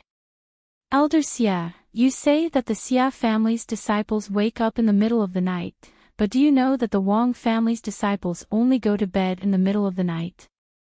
Your Xia family's disciples are diligent and hardworking, but the Wang and Mu clans are all disciples of Medicine City. Which one of them doesn't have a beam hanging over their head? Of all the knowledge in the world, medicine and pharmacy are the most arduous, but also the most tolerant of sloppiness. When it comes to the study of human life, how could it tolerate something like cheating? If we make a brat like Xia Ping famous today, how many patients will we delay in the future?" Cloud Realm Continent's medical world wasn't a clean place to begin with, especially when it came to commercial profits. Over the past few years, the medical world had promoted plenty of so-called master pharmacists who boasted about their miraculous medicinal ingredients. It was a small matter for them to earn money, but a big matter for them to cause illnesses. That brat Xia Ping didn't even have a guilty conscience when he cheated at such a young age, but his attitude was still so arrogant. He'll definitely be a disaster when he grows up. Han Yunxi's tone was stern as she questioned Xia Dei with every word. Faced with her cold glare, Xia Dei actually lowered his head in shame, unable to retort. After a long period of silence, Han Yunxi's eyes flickered with a complicated look before she said, "It's impossible to exempt them from this punishment," but, hearing this, Xia Dei immediately looked up with a hopeful gaze. "If your Xia clan is sufficiently remorseful, perhaps we can lessen the punishment by making it a life sentence," Han Yunxi continued. "How many years?" Xia Dei asked hastily. Han Yunxi hesitated before giving him an answer of 10 years. 10 years was enough to restrict the Xia clan without wronging the innocent disciples of the Xia clan. Xia Dei was much more tactful than Lady Lianxin. He immediately took out a bottle of poison and said, "Esteemed Wang Fei, the original jailer Chen Jia and Li Wei can testify that this poison came from Ouyang Ningnuo. Although the Xia clan would be charged with another crime for slandering Mu Linger, it was worth it to reduce the punishment to 10 years. Han Yunxi was overjoyed. With this, she could protect Mu Linger. She could also talk to Lady Lianxin without worry. By the time they left the prison, the sun had already risen. The Council of Elders would hand down the verdict before noon. The prison wasn't far from Lady Lianqin's residence, but Han Yunxi wasn't in a hurry to go there. She wanted to see Mu Linger first. When they arrived at the cell where Mu Linger was imprisoned, the Long Fei Yi didn't say a word. He crossed his arms over his chest, leaned against the wall, and closed his eyes to rest. "You're not going in?" Han Yunxi asked Gu. Gu narrowed his eyes. "Haven't I been in there long enough?" Seeing that he appeared safe and sound, Han Yunxi guessed that he had been squatting in the cell for the past few days. She guffawed and went in alone. Despite being ridiculed, Gu was in a good mood when he heard her laughter. Humming a tune, he jumped up a tree and sat down to wait. Long Fei opened his eyes to look at her, but quickly shut them again. In the prison, Han Yunxi originally wanted to give Mu Linger a surprise. She deliberately kept quiet and personally opened the door to the cell. Who knew that when the door was opened, Mu Linger was indifferent? She sat on the cold ground with her back facing her. Her lonely back seemed especially small in the darkness. Han Yunxi felt an indescribable discomfort. Her heart was slightly stifled, but she didn't show it. She lazily leaned against the door and said sarcastically, "You've only been locked up for a few days and you're already like this. You're really unreasonable." Mu Linger was shocked and immediately turned around. Han Yunxi. Han Yunxi glanced at the untouched hot food at the side and snorted. "Don't think that I'm here to save you. I have conditions." However, Mu Linger's thoughts were still stuck on the previous sentence. She said angrily, "You're the unreasonable one. I'm just too lazy to move." As she explained, she hurriedly tidied up her hair and clothes and wiped her face. Her big lively eyes were bright and full of spirit. Laughing in her heart, Han Yunxi still looked arrogant and looked disdainfully at her. "Answer a few of my questions and I'll help you clear your name. How about it? Ask away." Mu Linger was very generous. However, Han Yunxi's first question shocked her. Han Yunxi asked, "The Mu family has a secret recipe. What do you want to do?" Mu Linger became serious. The so-called secret recipe, as the name implied, was a prescription that was not made public. It was jointly developed by the family's top pharmacists and only sold the finished products. The prescription was not made public. This kind of prescription would add some extremely rare herbs, so it was very difficult to test. This thing was very important and could be said to be the most precious treasure of a pharmaceutical family. It was the biggest source of confidence in the medical world. Making it public is the punishment that the Mu family deserves. Han Yunxi was very frank and did not hide anything. Who knew that Mu Linger did not mind at all and even answered the question that Han Yunxi did not ask. She said, "The Mu family has a total of 25 secret recipes. Among them, 20 are for public sale and the other 5 are for backup. The Mu family's medicine fields, both public and secret, add up to about 3,000 Mu." Han Yunxi only wanted to ask these 2 questions. She smiled and said, "Just you wait. You'll definitely regain your freedom before nightfall." Since Han Yunxi came to ask this, she definitely would not let the Mu family off easily. Mu Linger did not speak. After watching Han Yunxi close the cell door, she let out a turbid breath. Not only did she not feel guilty about revealing the Mu family's secret, but she also did not feel stifled. She knew that although she was rebellious, she was not wrong. She faintly looked forward to a new beginning after regaining her freedom. After Han Yunxi left the cell, Long Fei Yi walked over. "Did you ask clearly?" Han Yunxi knew that she could not hide what she wanted to do from Long Fei Yi. She smiled and nodded. However, Gu did not understand. "What did you ask?" Long Fei Yi cast a disdainful look, and Gu instantly lost his curiosity and did not ask any more. In fact, it was not that he was not smart, but that he was used to being simple-minded. He had always been clear about love, hatred, kindness, and enmity. He did not like to worry too much and was too lazy to think too much. Everything was ready. Han Yunxi and the others finally invited Madame Lianxin out for a discussion. For the sake of the Millennium Blood Jade, would Han Yunxi really let Mu Yingdong go?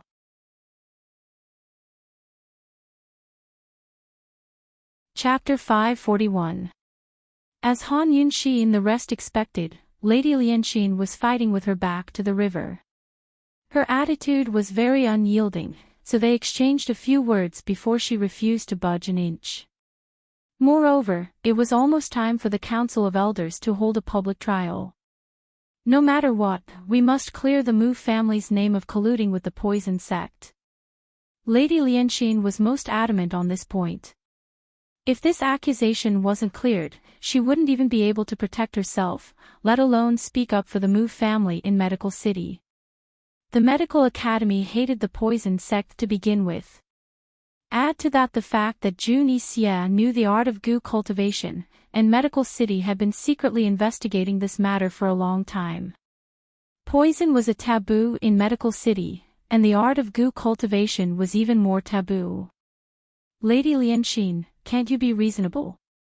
Jun Yixia admitted that Mu Yingdong colluded with the poison sect on the spot. How do you want me to clear his name? How about you teach me? Han Yunxi gloomily asked. Blame it all on the Xia family. Say that Jun Yixia colluded with the Xia family to deliberately smear the Mu family's name. Mu Yingdong was only trying to protect his daughter, Lady Lianxin coldly said. Besides, the Xia family was the one who planted the poison roundworm. Han Yunxi already knew this, but she pretended to hesitate and waited for a while before agreeing. All right, I can promise you this. Clear the Mu family's name of collusion. However, the trial will be held in public. If the Mu family wants to clear their name, they should at least show some sincerity. Otherwise, who will believe them? Han Yunxi deliberately emphasized, I'm sure the Medical City's Council of Elders is also very concerned about this matter. You think the people of Medicine City are easy to fool, but you don't think the Council of Elders is that easy to fool, do you? Although Lady Lianxin had an affair with both the vice president and the president, the specifics were still unknown. Even Gu only knew that she had an affair with the vice president. It wasn't very likely for a woman to have an affair with both the president and vice president. In Han Yunxi's opinion, Lady Lianxin had probably been abandoned by the president long ago. Therefore, Madame Lianxin didn't have much power in Medical City, which was why she wanted to protect the Mu family. A trace of hesitation flashed through Lady Lianxin's eyes, and she didn't answer for a long time. Hesitation was a taboo in negotiations. Han Yunxi knew that Madame Lianxin's weakness lay in Medical City. If the Mu clan doesn't show enough sincerity, it'll be very difficult to convince the masses. Even if they clear their name in Medicine City, they won't be able to get anything out of Medical City, Han Yunxi said seriously. Finally, Madame Lianxin gave in. What is considered sincerity? Give all the secret recipes to the medical college and all the herbal fields to the Council of Elders. As soon as Han Yunxi said this, Madame Lianxin's face darkened. Without these things, what's the point of keeping the Mu family? There's also you, Mu Yingdong, the hundreds of disciples of the Mu clan, and Mu Ling, What's the point of that? If you don't offer these things, the Elders' Council will still seal the Mu family's medicinal field when they pass judgment.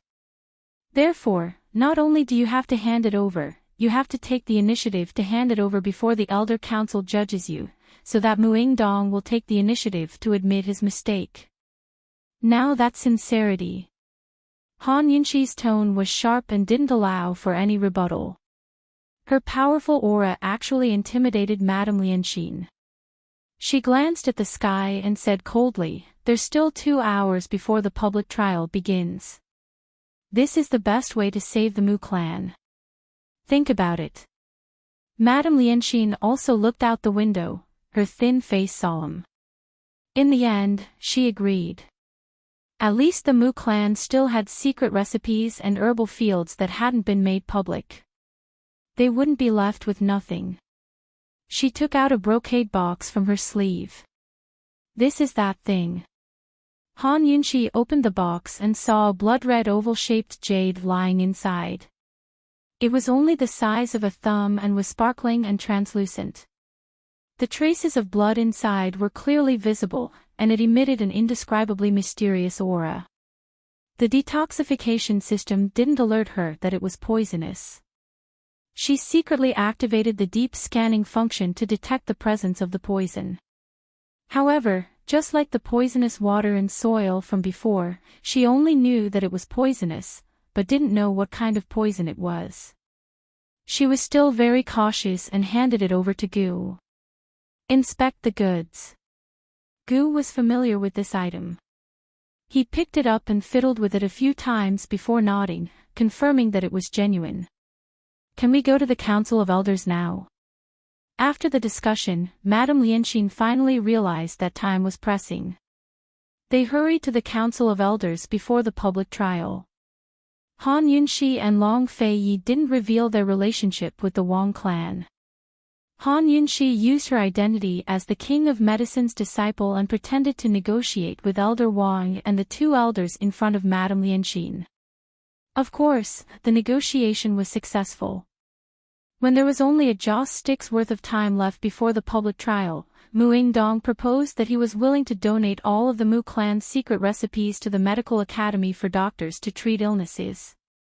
He was also willing to donate all of the herbal fields under the Mu clan's name to the Council of Elders for public use. With such sincerity, the Mu clan expressed their apologies to the medical community. Mu Yingdong personally issued a letter of apology, admitting that he'd been too eager to protect his daughter and that he'd seduced Jun Yixia out of greed. As for the roundworm poison, the Mu clan refused to admit it. Mu Ling didn't know any poisons, and the Mu clan had only had dealings with Jun Yixia recently. Mu Yingdong expressed his apologies while crying injustice. He hoped that the Council of Elders could give the Mu clan justice. This matter caused quite a stir in Medicine City. The Council of Elders delayed the trial until the afternoon, when it would be held in public. But the results of the trial shocked Medicine City, Medical City, and all of Cloud Realm Continent. That was because Ouyang Ningnuo's collusion with the Xia clan had been exposed with irrefutable evidence. Naturally, the proof was the roundworm poison Xia Dei had given Han Yunxi and the two prison guards as witnesses.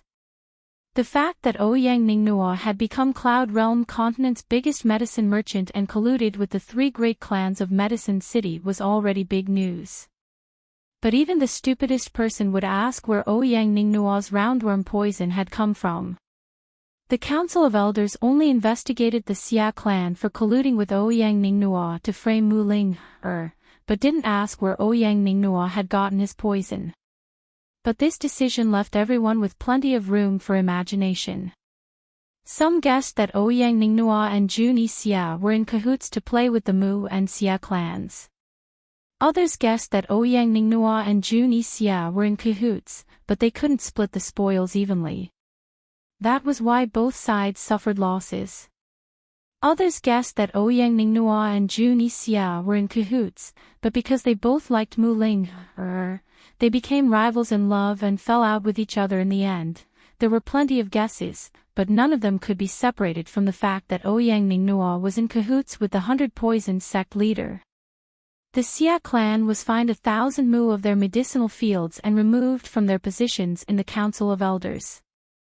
Any Xia clan disciple was forbidden from participating in any of Medicine City's competitions for the next 10 years, as well as the right to run for any position in the Council of Elders. Xia Dei and Xia Peng were imprisoned for life. Mu Yingdong's attitude in admitting his wrongs was very sincere, so he was sentenced to half a year of imprisonment. All members of the Mu clan were stripped of their positions in the Council of Elders, leaving them with the right to participate in elections. Meanwhile, Mulinger was cleared of the crime of colluding with Junie Xie. As for the incident at the Empress Dowager's birthday banquet, Han Yunxi pleaded for leniency on her behalf, so the Council of Elders only punished her to work in the fields for a day before dropping the matter. No one in Medicine City had any objections to Mulinger's punishment. In the past, Han Yunxi's pill fiend pharmacy and Medicine City were enemies. Now that Han Yunxi was the king of Medicine's disciple, everyone in Medicine City had to curry favor with her, but they also had to be wary of her. During the Empress Dowager's birthday banquet, Mu Ling had taken the initiative to side with the king of Qin and Han Yunxi. Now, it seemed that she had chosen the right side. Who would dare criticize her now? While Han Yunxi went to pick up Mu Ling from prison, Lady Lianxin went to see Mu Yingdong. When Mu Ling brushed past Lady Lianxin gave her a look, indicating that she wanted to meet in private. She thought that since Han Yunxi valued this girl so much, perhaps she could help the Mu clan in pill fiend pharmacy. However, Mu Ling remained expressionless and walked away with her chin held high.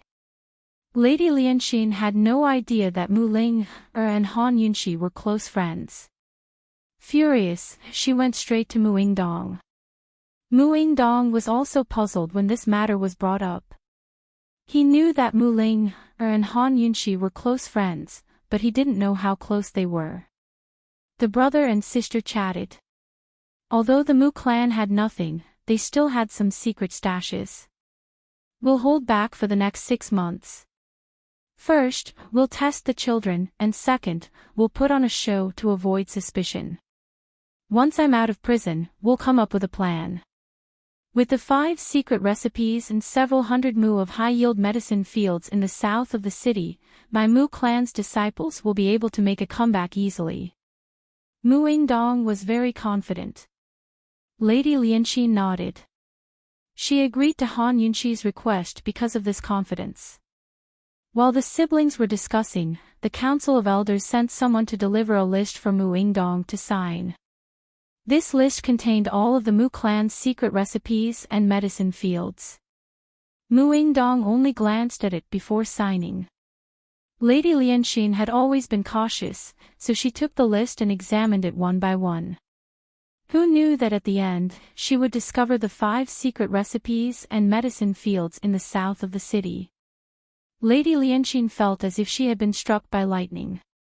She was so shocked that she couldn't speak. Her hand trembled, causing the list to fall to the ground. What's going on? Mu Yingdong hastily picked it up for a closer look. As soon as he saw those familiar words, he immediately became angry. Mu Ling As soon as he finished speaking, he spat out a mouthful of blood and fainted. Lady Lianxin was dumbfounded. She didn't even bother to support him. Who else but Mu Ling could know so clearly about the secret recipes? The Mu clan really had nothing left. Even their pharmacists were useless. Who in Medicine City would use the Mu clan's pharmacists? Even if the Mu clan had the right to continue participating in the Council of Elders, who would choose them? Although the Mu clan's crimes weren't as serious as the Xia clan's, their fate was far worse. Lady Lianxin was filled with regret as she looked at the unconscious Mu Yingdong. She didn't regret provoking that lowly girl Han Yunxi, but rather, she regretted giving in to the allure of the 10,000-year blood jade and helping Mu Axian. If she had told Mu Yingdong Mu Axian's whereabouts back then, Han Yunxi wouldn't have lived to this day. Unfortunately, there was no medicine for regret in this world. The Mu siblings' fates weren't the worst. The worst was Ouyang Ningnuo. As soon as he heard the results of the trial, he scrambled out of the residence arranged by the Council of Elders. Once he was safe, he breathed a sigh of relief. His refined and handsome face had long since turned black.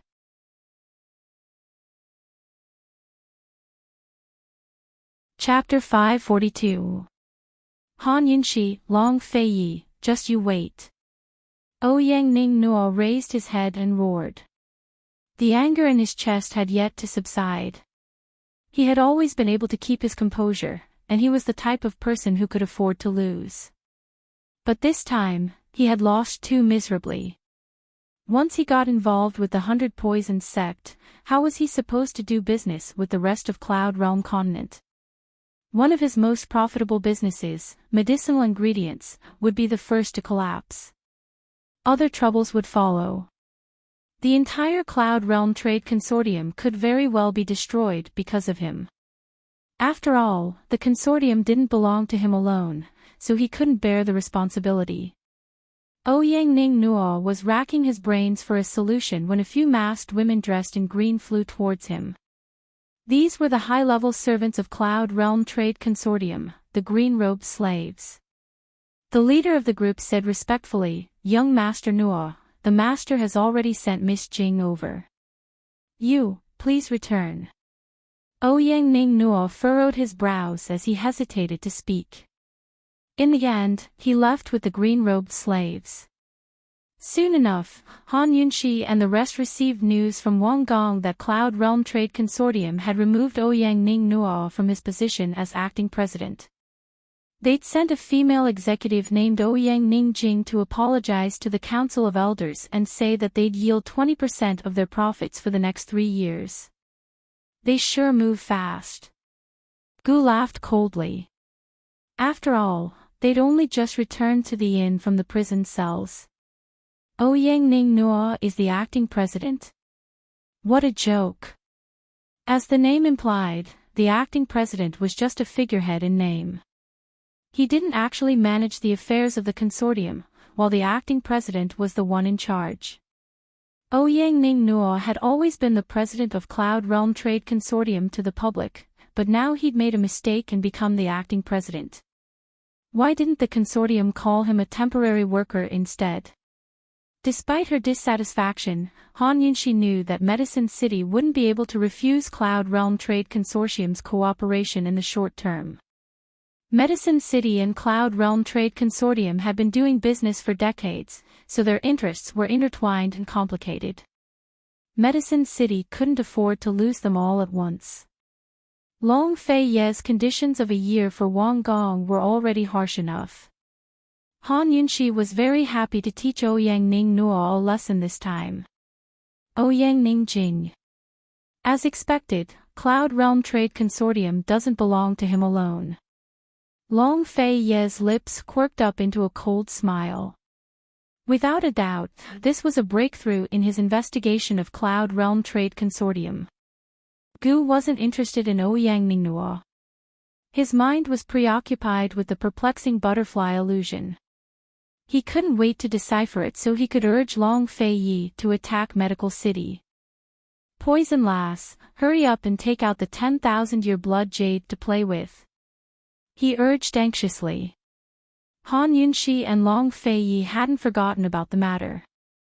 Long Fei Yi had Chu Shifeng and Tang Li stand guard outside while he shut the door himself.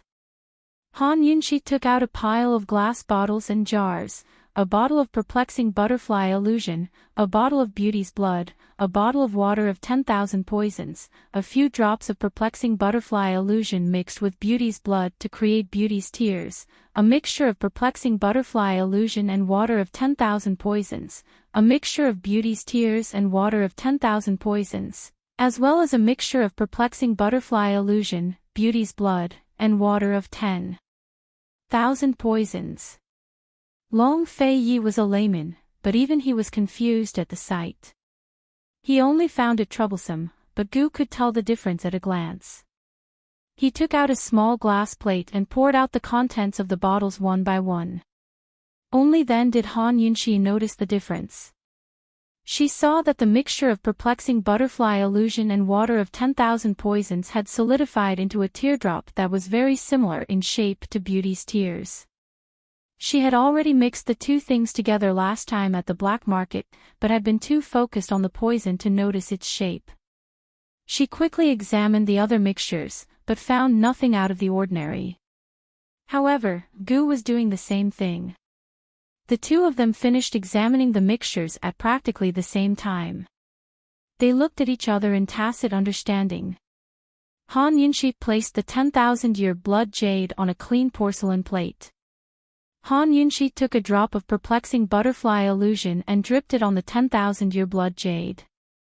This drop of perplexing butterfly illusion actually corroded the sturdy jade stone, causing it to sizzle and emit white smoke at the same time.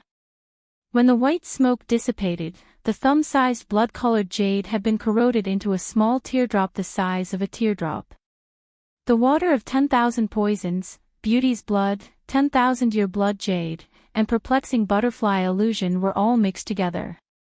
They all had the same poison as perplexing butterfly illusion, but their corrosiveness was not as strong. Han Yunshi hurriedly put the 3 drops of poison together. Unfortunately, there was no reaction. They did not repel, but they were also incompatible. Could it be that we need to put all 9 drops of poison together to find the answer? Han Yunshi asked suspiciously. The water of 10,000 poisons, beauty's blood, 10,000-year blood jade, and perplexing butterfly illusion all had the same result. In that case, the remaining 6 poisons would probably all turn into poison tears as well. We'll know once we find them. There's no point in thinking about it. Gu chuckled as he helped Han Yunshi tidy up. He was in a good mood. He was right. There was no point in thinking about it.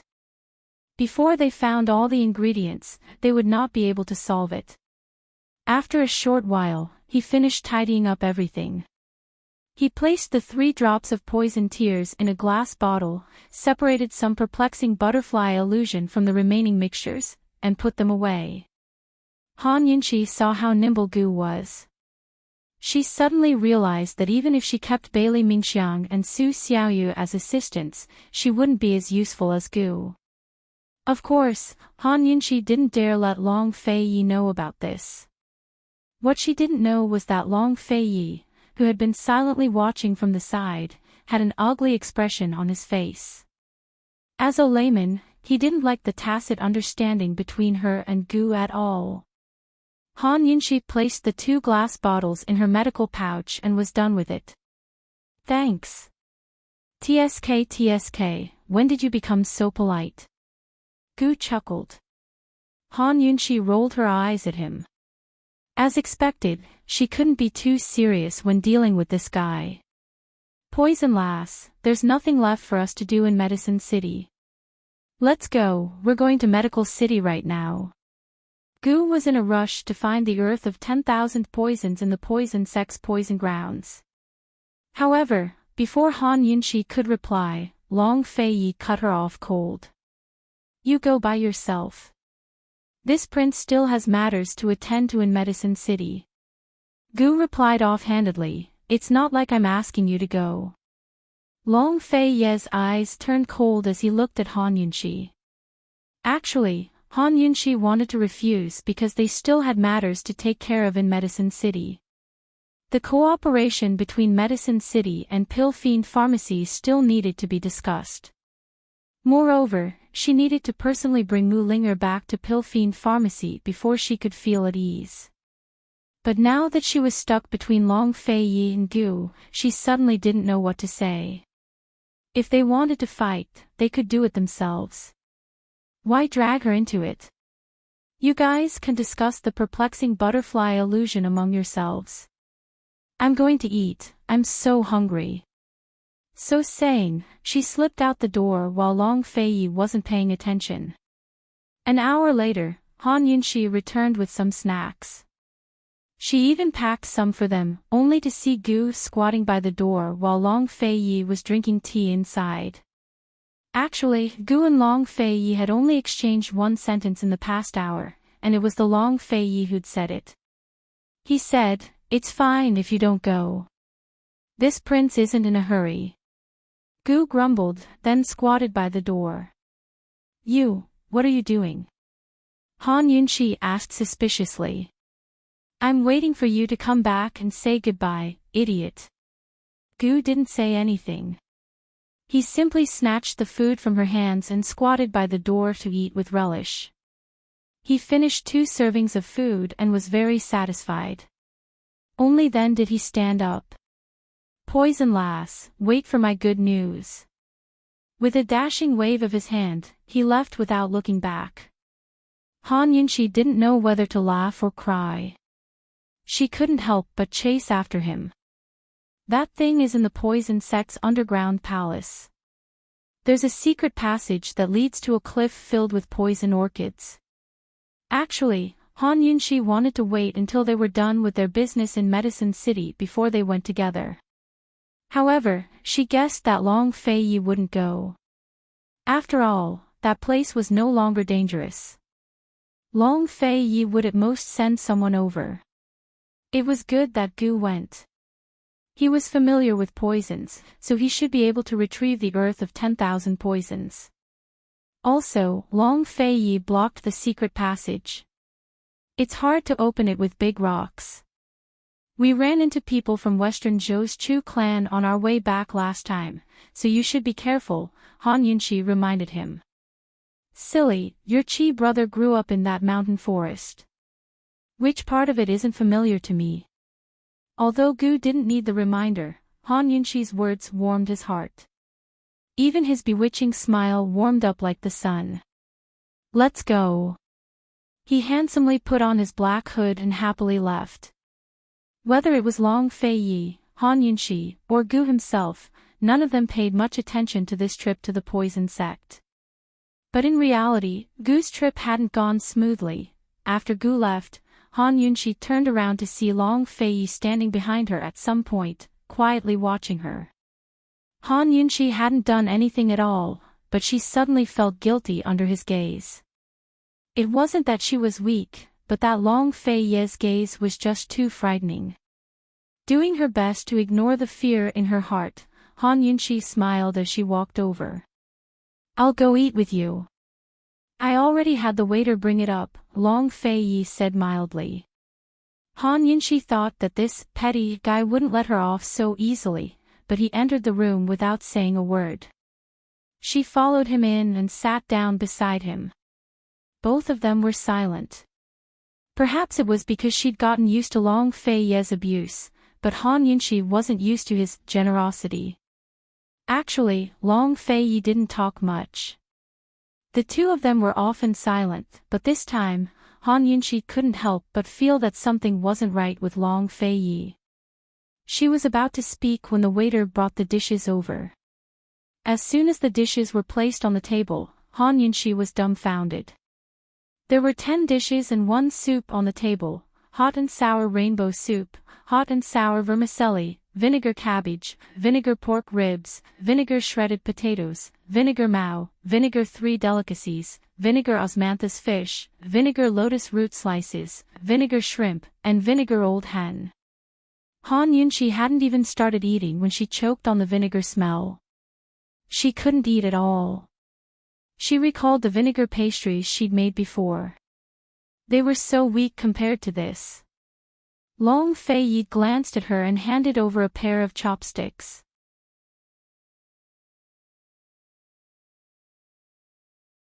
Chapter 543. Seeing the chopsticks that Long Fei Yi handed over, Han Yunxi blinked a few times and did not move. Han Yunxi did not take the chopsticks and Long Fei Yi did not rush her. The 10 dishes and 1 soup had just come out of the oven and were steaming hot. It was filled with the smell of vinegar. Very quickly, the air was filled with a sour smell. Eat it while it's hot. Long Fei Yi said indifferently as if nothing had happened. I'm already full downstairs. How about Your Highness eat it yourself? Han Yunxi said in a fawning manner. In the past, she would always call him Your Highness.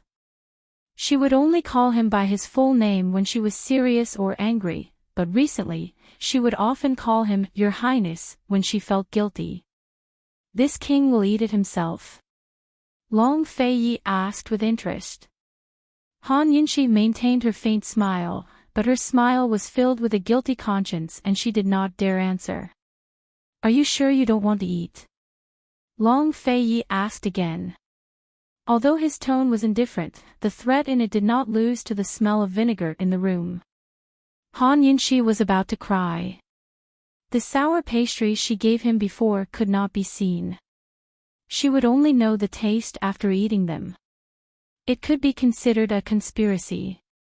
And now, this guy had given her a table full of dishes, all of which she could see and smell. It was simply a blatant conspiracy.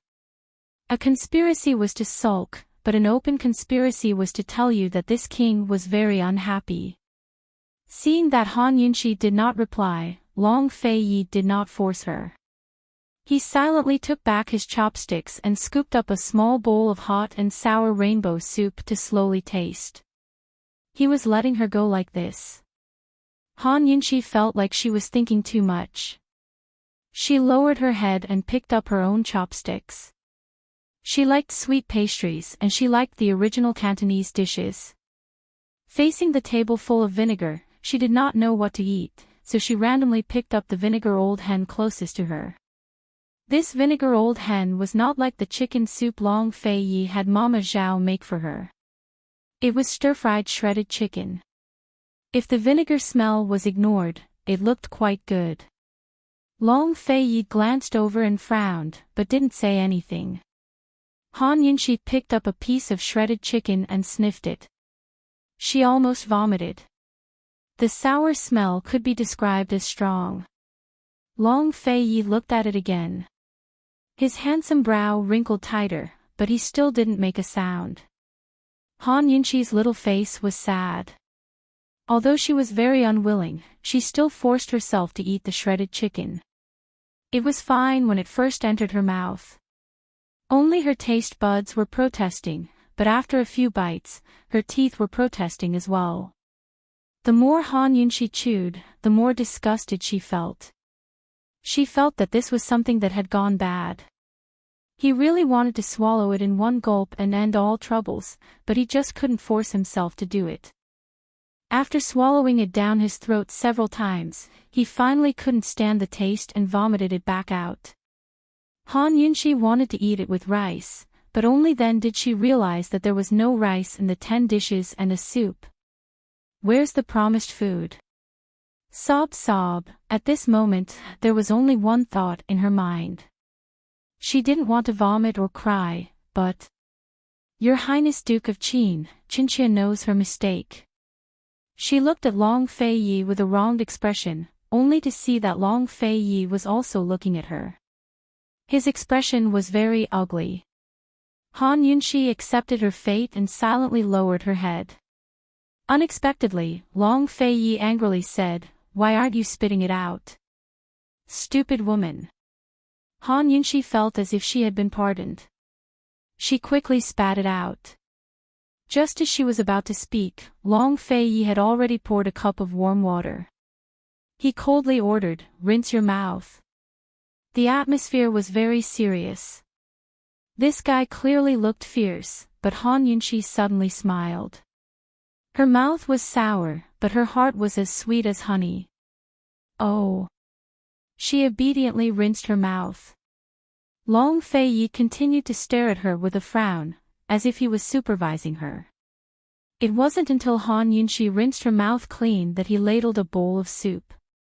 Still in that cold and commanding tone, he said, "Drink it." Han Yunxi could only do as she was told. She had only taken a small sip when she suddenly looked at Long Fei-yi. Her eyes instantly lit up. Heavens, how could it be so delicious? Han Yunxi finally took a closer look. She saw that the soup was sparkling and translucent. The 7 ingredients were distinctly colored: shredded crab meat, shredded egg, shredded lettuce, enoki mushroom, tofu, diced sausage, and diced radish. She took another sip. It was smooth and refreshing, and the soup was mellow.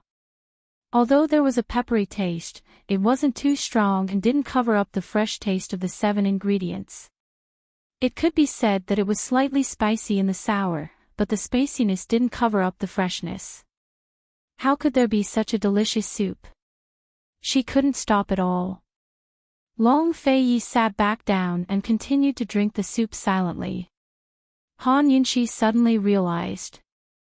Why didn't she realize that Long Fei-yi was drinking the soup?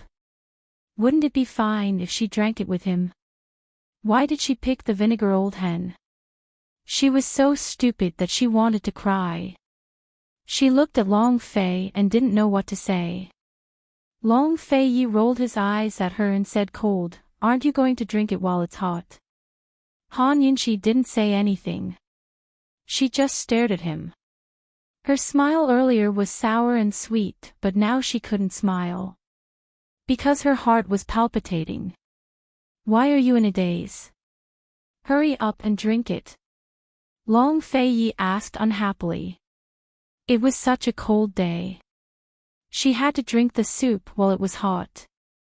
Han Yunxi still looked at him and didn't say anything.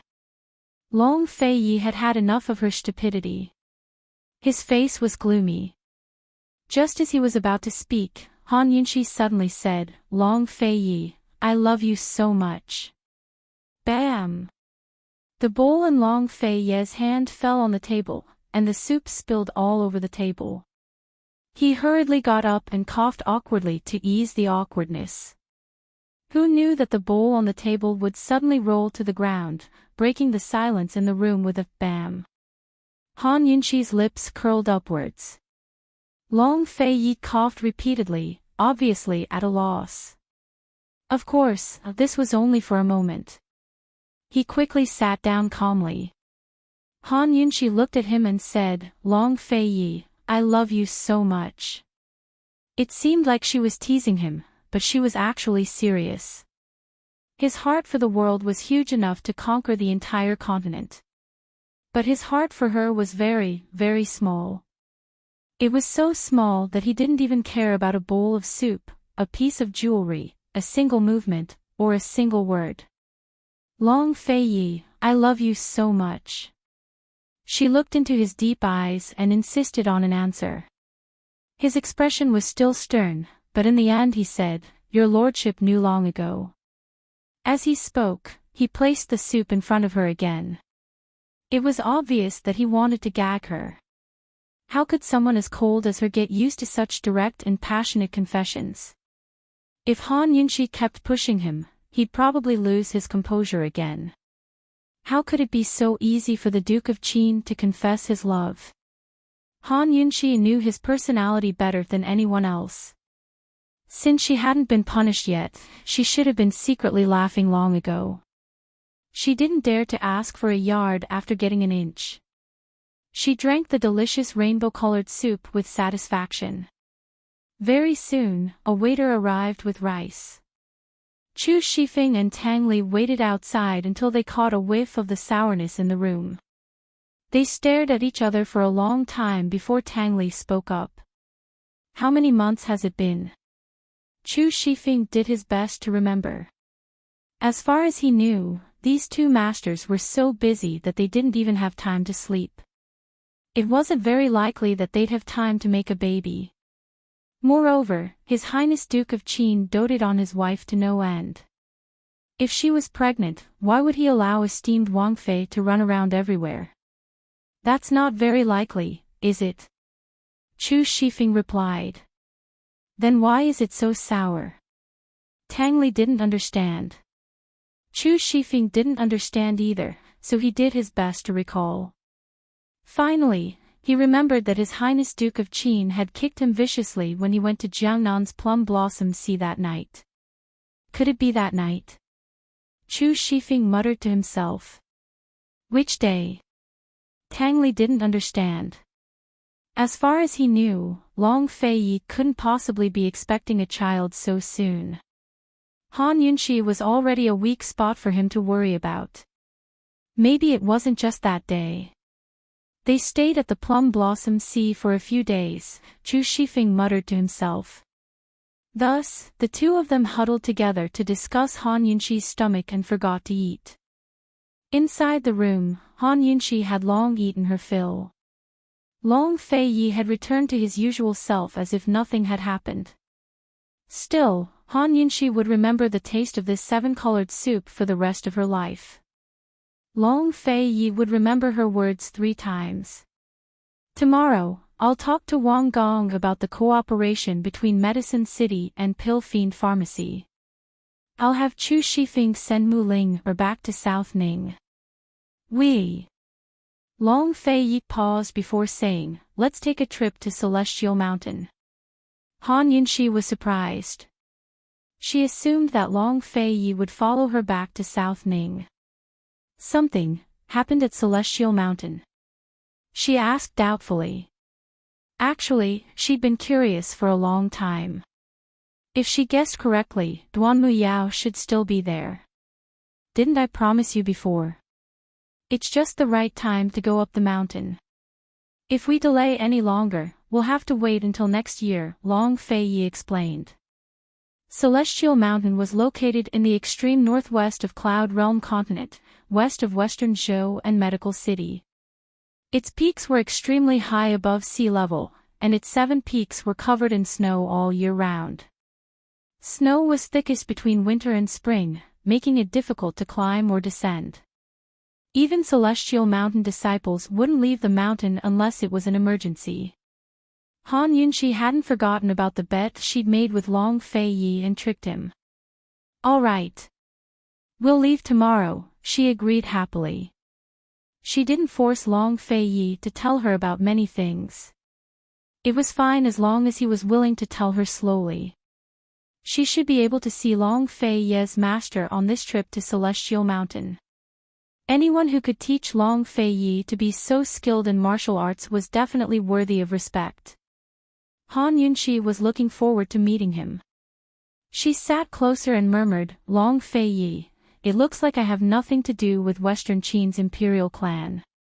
She'd always wanted to tell Long Fei Yi about this, but Gu was present.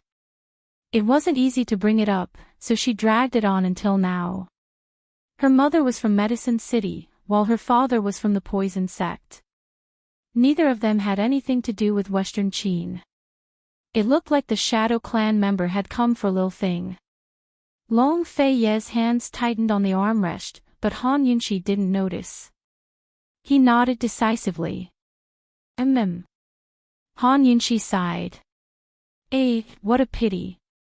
I was thinking that Western Qin's influence could help you. Long Fei Yi gently stroked her bangs. He didn't say anything, but he thought, Han Yunxi, if you knew that this prince was the East Qin crown prince, would you still have such thoughts? The matter in Medicine City had finally come to an end. That night, the two of them slept on the same bed and went to bed early. Han Yunxi slept soundly in Long Fei Yi's arms. She didn't know that Long Fei Yi had been thinking about this the entire night and couldn't sleep at all. Bringing her to Celestial Mountain required a lot of preparation. The next day, they discussed many things with Elder Wang. Han Yunxi then went to the herb forest to say goodbye to the King of Medicine. On the way back, Han Yunxi and Long Fei Yi stopped by the poison pond. They'd planned to use the poison pond to trick Jun Yixia, but they hadn't expected the battle to end so quickly. They also hadn't expected to learn so many secrets of the perplexing butterfly illusion here. This trip to Medicine City really hadn't been in vain. Looking at the empty pond, Long Fei Yi said indifferently, it's a good thing you took the poison water back then. The pond full of water and poisonous plants had disappeared into thin air. If Han Yunxi hadn't taken the water back then, where would they have found the water of 10,000 poisons? Han Yunxi snickered. She was about to reply when her vision darkened and she fainted.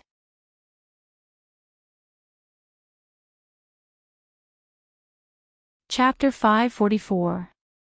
Although she was unconscious, Han Yunxi's consciousness was still very clear. She could hear Long Fei Yi's anxious voice and knew that Long Fei Yi was hugging her. However, she couldn't respond, nor did she have the time to respond.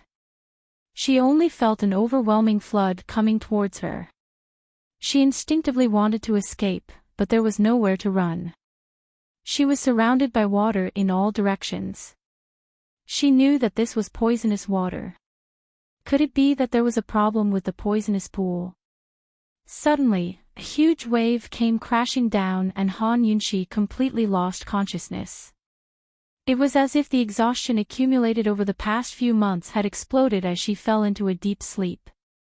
She didn't know how long she slept, but when she opened her eyes, she didn't see the flood anymore.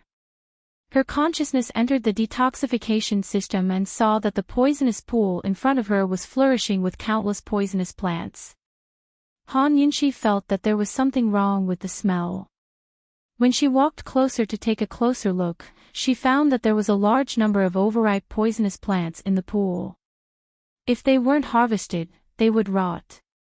This poisonous pool was an external object and couldn't completely integrate with the detoxification system that she brought. The detoxification system could develop an antidote based on the toxicity of these medicinal plants, but it seemed that it couldn't intelligently harvest and store them. Therefore, she had to come in regularly to harvest them. This time, she was just too busy and forgot to come in to harvest, but the detoxification system actually made her unconscious and forcibly dragged her in. It turned out that the system had a temper. Han Yunxi smiled helplessly. Although she brought the detoxification system, she wasn't very clear about the expansion and other functions of the detoxification space. She could only slowly explore. She only hoped that the system wouldn't make her unconscious at a crucial time. Think about it, if one day she suddenly fainted while fighting fiercely with an enemy, she would really be screwed.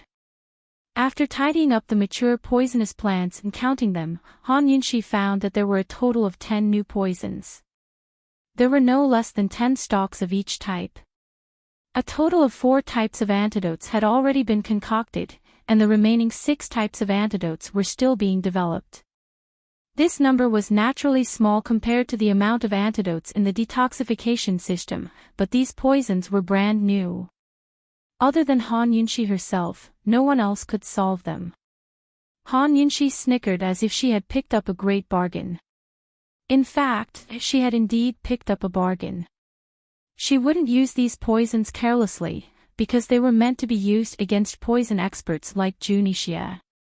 She had long disregarded Zhu Nixia.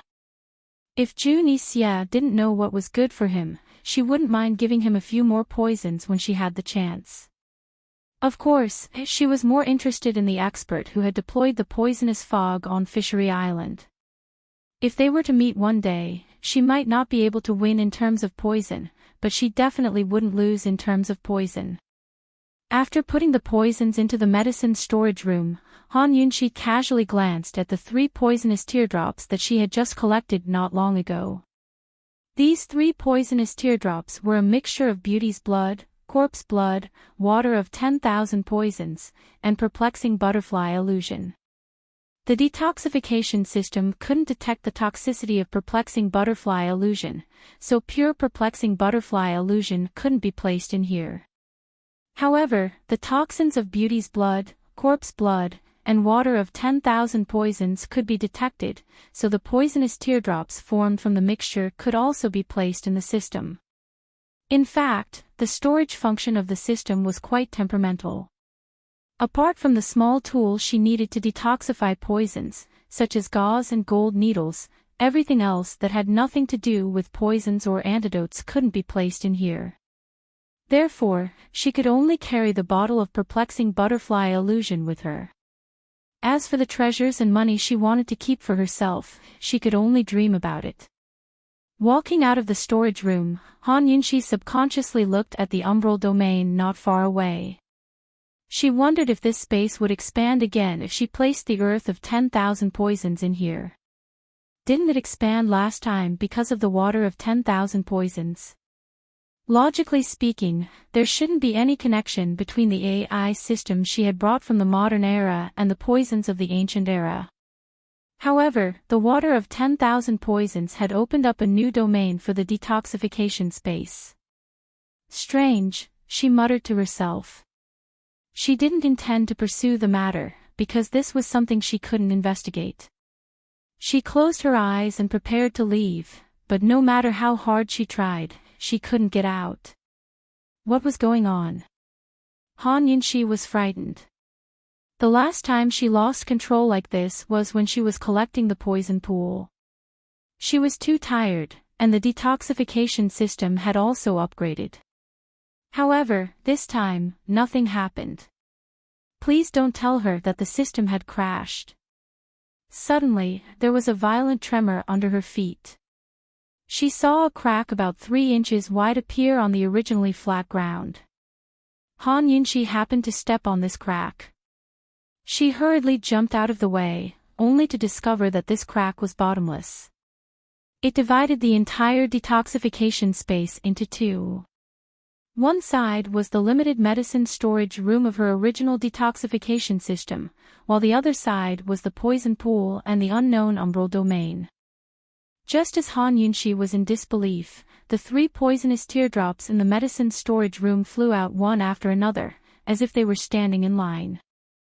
They floated in the air above the poison pool, emitting a faint luster. Han Yunxi looked left and right. Finally, her gaze fell on the crack under her feet. Her heart skipped a beat. Could it be that this huge detoxification space wasn't an extension of her detoxification system, but had always existed?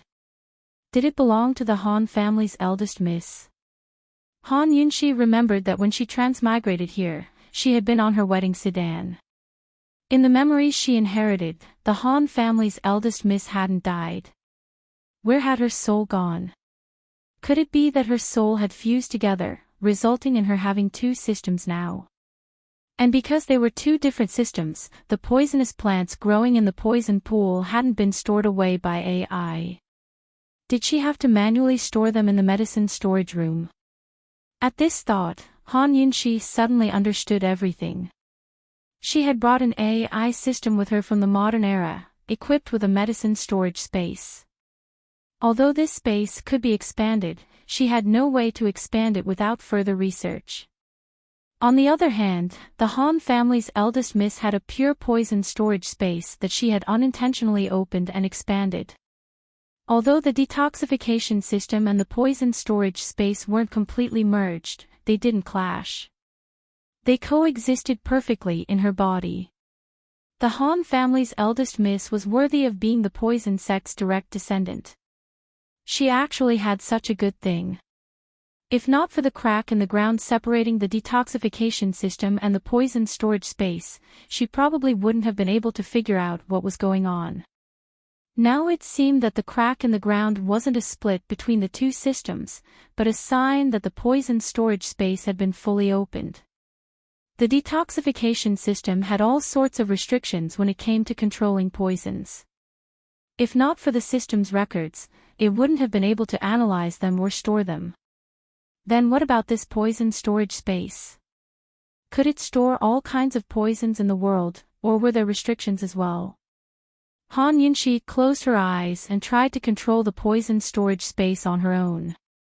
Very quickly, she summoned the perplexing butterfly illusion hidden in her sleeves.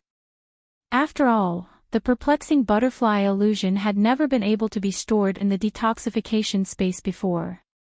Right now, the perplexing butterfly illusion was hovering above the poison pool along with the 3 poisonous teardrops. Han Yunxi tried again. This time, she summoned an ordinary poison from her medical pouch, but she couldn't summon it into the poison storage space. She had no choice but to store it in the detoxification system instead.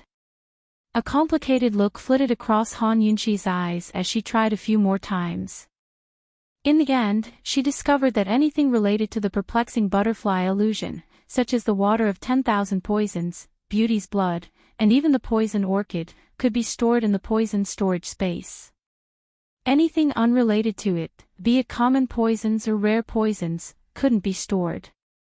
Han Yunxi couldn't help but tremble in fear. The poison storage space was actually so closely connected to the perplexing butterfly illusion. Just how many secrets were hidden behind it? What did it mean that the one who obtained the perplexing butterfly illusion obtained the world? What did her body, the direct descendant of the poison sect, have to do with the perplexing butterfly illusion?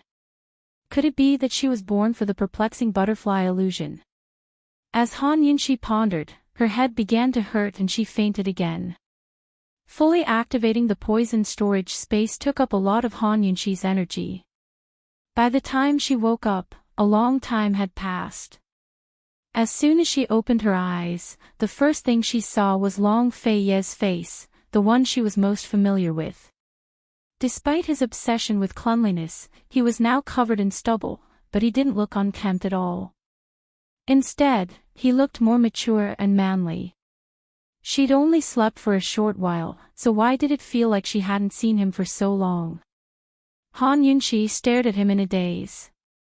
Subconsciously, she reached out to touch him. It was prickly and painful. Long Fei-yi, you've grown a beard. She muttered. Long Fei-yi stared blankly, but quickly recovered. He shouted, "Call Gu Beiyue and third elder in here." This damned woman had been unconscious for half a month while he'd done nothing but stand guard here. How could he not grow a beard? After she'd fainted, he'd stayed in Medicine City for a day before returning to Pilfiend Pharmacy to find Gu Beiyue. At the same time, he'd sent someone to Medical City to invite third elder Shin as well. Before the two of them, who were guarding the door, could react, the little thing had already rushed in and jumped onto the bed to squeak. Scram! Long Fei-yi swept Lil Thing to one side with a wave of his hand. Feeling wronged, Lil Thing crawled to its feet and bared its fangs at Long Fei-yi. Of course it didn't dare to bite him, but it silently swore that if this big scoundrel quarreled with Mama Yunqi again, it'd kidnap her away. Gu Beiyue and third elder Shin quickly entered the room. Gu Beiyue's steps were clearly faster than third elder Shin's, but despite his impatience, Gu Beiyue still stopped in front of the curtains. Esteemed Wang Fei's finally awake. Great news, great news. Hurry and let old man take her pulse. Third elder Shin followed closely behind. Third elder Shin's here too. What's wrong? Han Yunqi asked with a guilty conscience. She's been unconscious for half a month. Long Fei-yi knitted his brows unhappily. Just like the last two times, I couldn't find a clear cause of illness. Han Yunqi didn't dare to ask any questions, but obediently held out her hand. Third elder Shin took her pulse for a long time while stroking his beard. It's just as Dr. Gu said. Judging from her pulse, Qin Wangfei's illness is simply due to mental exhaustion. Over the past few days, he and Gu Beiyue had been studying Qin Wangfei's illness, but couldn't come up with a clear diagnosis. Third elder Shin stepped aside so Gu Beiyue could take her pulse. Has esteemed Wangfei been troubled by any problems recently? Gu Beiyue's low, magnetic voice was very comfortable to listen to. The detoxification system was naturally a very troublesome matter. Han Yunqi nodded. I've been troubled by the matter of Medicine City for a few days, but it's indeed quite tiring. It must be very tiring, right? Gu Beiyue asked again. The matter of Medicine City had actually only taken a bit of effort and wasn't tiring at all. But when faced with two doctors and an incomparably shrewd Long Fei-yi, Han Yunqi had to exaggerate a bit. She said, I spent a lot of effort. I kept dreaming at night and felt like I didn't get enough sleep. Hearing this, Gu Beiyue's eyes flashed with a snicker, as if he knew she was lying.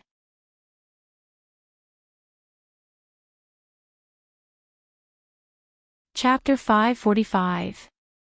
Gu Beiyue's snicker vanished as quickly as it had appeared. He was as calm and serious as ever. As this one sees it, esteemed Wangfei is doing well.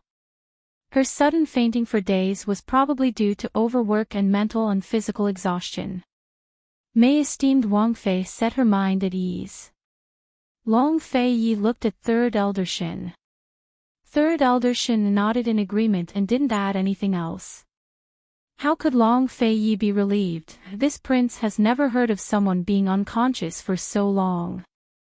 Your Highness, this one already told you a few days ago that there are cases of people being unconscious due to excessive mental and physical exhaustion.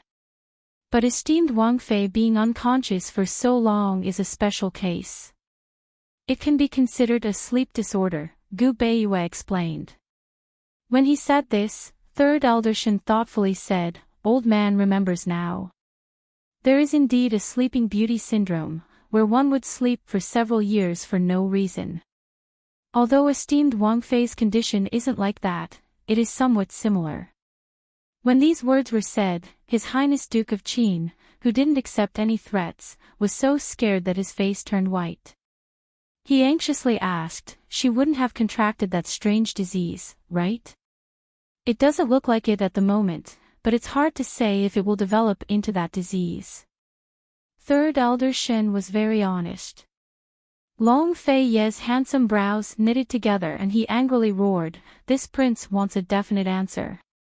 Shin Jueming was still Medical City's third elder, so he felt helpless being yelled at like this. But for Qin Wang Fei's sake, he could only endure. He didn't say anything. "It shouldn't be," Han Yunxi timidly said. Who would have thought that Gu Beiyue would seriously say, "Esteemed Wang Fei cannot be careless. For now, it's better to take care of her body and prevent it from happening." "How do we prevent it?" Long Fei Yi anxiously asked. Gu Beiyue's eyes revealed a smile, but Long Fei Yi was too anxious to notice. "Relax, recuperate, and do as you please. Constant joy is the best medicine for the heart. If your highness is not assured, you can also find some good nourishing products to nourish the princess consort's vitality every month. Once her vitality is replenished, she will be filled with vitality." As he spoke, he added, "The most important thing to take precautions is not to get angry, sulk, or be sad.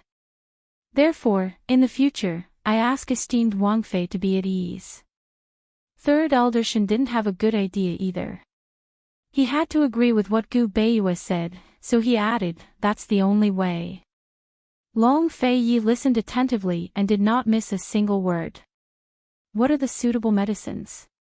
Please make a list."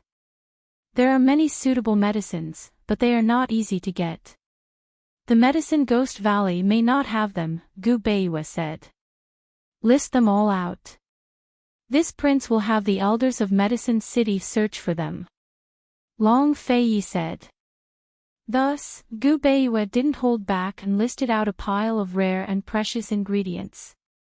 Third Elder Shin couldn't help but sigh in his heart at the sight. Gu Beiyue was really too ruthless. 80 to 90% of the ingredients he listed were unique and precious. What he meant by unique was that once eaten, there would never be a second one. As they were leaving, Third Elder Shin couldn't help but ask, "Dr. Gu, the medicines you prescribed, aren't they a bit inappropriate? Although they are precious, their medicinal properties are the mildest. They are very suitable for esteemed Wang Fei. No matter how much she takes, it won't be a problem," Gu Beiyue said seriously. "Old man means." Third Elder Shin lowered his voice, "Isn't it too much?" Gu Beiyue gave Third Elder Shin an irrefutable answer. He said, "Third Elder, no matter what, as long as esteemed Wang Fei is well, His Highness Duke of Qin won't be angry." Third Elder Shin recalled how he had just been yelled at and immediately nodded, "That's true, that's true." Gu Beiyue looked back at the tightly shut door and laughed softly, a little self-deprecating and helpless. If he wanted to dote on her, he could only borrow Long Fei Ye's hands. It was said that when Gu Beiyue's prescription was sent to the Wang family in Medicine City, Elder Wang almost fell out of his chair. When it was sent to the elders, 4th elder and 7th elder looked at each other and almost cried. Inside the room, Han Yunxi almost cried when she saw the prescription. She knew that the days of messy old hen stew were coming soon. She couldn't help but suspect Gu Beiyue. Did that guy do it unintentionally or deliberately? What's on your mind? Has it always been there? Long Fei Ye's words pulled Han Yunxi back from her thoughts. Han Yunxi innocently shook her head, "I'm just too tired. From today onwards, you'll stay in Pill Fiend Pharmacy. Don't go anywhere and don't worry about anything," Long Fei Yi said. "Then I'll be bored to death," Han Yunxi said, then weakly added, Gu Beiyue said I can't be bored. You. Long Fei Yi was speechless. Han Yunqi snickered. It didn't matter if Gu Beiyue had done it intentionally or unintentionally, she had profited. She couldn't help but laugh. Long Fei Yi, don't make me angry in the future. The consequences are a little serious. However, Long Fei Yi wasn't joking with her. He replied coldly, this prince will remember. Although he looked unhappy, he suddenly pulled her into his arms and hugged her tightly. Although he didn't say anything, Han Yunqi could feel his fear. Long Fei Yi, so even you can feel fear. We met too late and fell in love even later. We've only been together for a few years. It wasn't easy to get close to you, so how could I bear to sleep forever? They were originally going to Celestial Mountain, but now that Han Yunqi had fallen asleep, they had to return to Pill Fiend Pharmacy. Even if they set off immediately today, they wouldn't be able to make it before the snow blocked the roads. If they wanted to go, they would have to wait until next summer at the earliest. Han Yunqi was a little depressed, but she quickly got over it. In any case, it was only a few months' time. They'd just taken over Medicine City, so the most important thing for her to do now was to take care of Pill Fiend Pharmacy. As for the poison sect's forbidden grounds, Han Yunqi didn't have the guts to go even if she wanted to. Long Fei Yi wouldn't allow her to leave until she'd recuperated for at least half a month. As soon as esteemed Wang Fei was given the order to recuperate, Xiao Mama immediately set up a stove to stew an old hen with medicinal ingredients. Bailey Mingxiang also immediately returned from Pill Fiend Pharmacy to serve her. The next day, Long Fei Yi had just left the house when Xiao Mama brought over a bowl of chicken soup with an ambiguous smile. Esteemed Wang Fei, hurry and drink it while it's hot. Han Yunqi didn't notice at first, but Bailey Mingxiang did. He asked in confusion, Xiao Mama, what are you smiling about? Xiao Mama didn't answer, but continued to laugh. Han Yunqi was puzzled as well. What's the good news? Tell us so we can all be happy together. Xiao Mama's laughter grew even more cheerful. Esteemed Wang Fei, you're already 3 months pregnant. Why didn't you tell us? Esteemed Wang Fei's pregnant. Bailey Mingxiang exclaimed. Han Yunqi finally understood and spat out a mouthful of chicken soup onto Xiao Mama's face. Who started that rumor? Xiao Mama grew alarmed. It's fake. Who told you? Han Yunqi was curious. Chu Shifeng. Xiao Mama quickly confessed. Han Yunqi was only curious at first, but grew angry at the name. Who told him? This old servant doesn't know, Xiao Mama said honestly. You're 3 months pregnant. How did you figure it out? Han Yunqi demanded angrily. This servant will go find him right now. Granny Zhao turned around and ran away. The consequences of spreading this kind of rumor were very serious. If His Highness and the Princess Consort didn't do anything 3 months ago, and if this matter reached His Highness' ears and caused him to misunderstand, then things would become even more serious. Moreover, His Highness had instructed all the servants not to make esteemed Wang Fei angry or gloomy no matter what happened. Even if she had to drag Chu Shifeng along, she'd make things clear. Very soon, Chu Shifeng arrived. Xiao Mama had long told him everything on the way here. He didn't want to come at first, but had no choice but to brace himself. His Highness Duke of Qin had told him to tell all the guards not to make esteemed Wang Fei unhappy. His head was almost buried in his pants. He'd never been so cowardly in his 20 years of life. 3 months. Han Yunqi arched a brow. Chu Shifeng didn't speak. Who told you? Han Yunqi asked again. If it was Tang Li, he'd definitely push the blame to Chu Shifeng, but Chu Shifeng didn't dare to frame Tang Li. He could only silently admit it. This subordinate misunderstood. How could you misunderstand for no reason? How could a misunderstanding last 3 months? Why didn't you say 4 months? Han Yunqi asked next. Chu Shifeng panicked and blurted out, 4 months ago, you were still arguing with His Highness. No. Before he could finish, Chu Shifeng shut up. He didn't dare to continue. He was the unluckiest one when it came to arguing between his mistress and His Highness, wasn't he? Han Yunqi was shrewd in front of everyone except Long Fei Yi. She asked with interest, 3 months ago, His Highness and I should have been at Jiangnan's Plum Blossom Sea. Chu Shifeng gave a start at her words. His legs turned to jelly and he almost collapsed. If this woman found out what happened that night and that His Highness was sitting on the roof, Chu Shifeng didn't dare to think any further and fell to his knees. Esteemed Wang Fei, have mercy. This subordinate deserves to die. This subordinate shouldn't have let his imagination run wild. Why did you let your imagination run wild for no reason? Han Yunqi asked next. Chu Shifeng hastened to reply. That day in Medicine City, His Highness ordered a table of vinegar and pickled vegetables.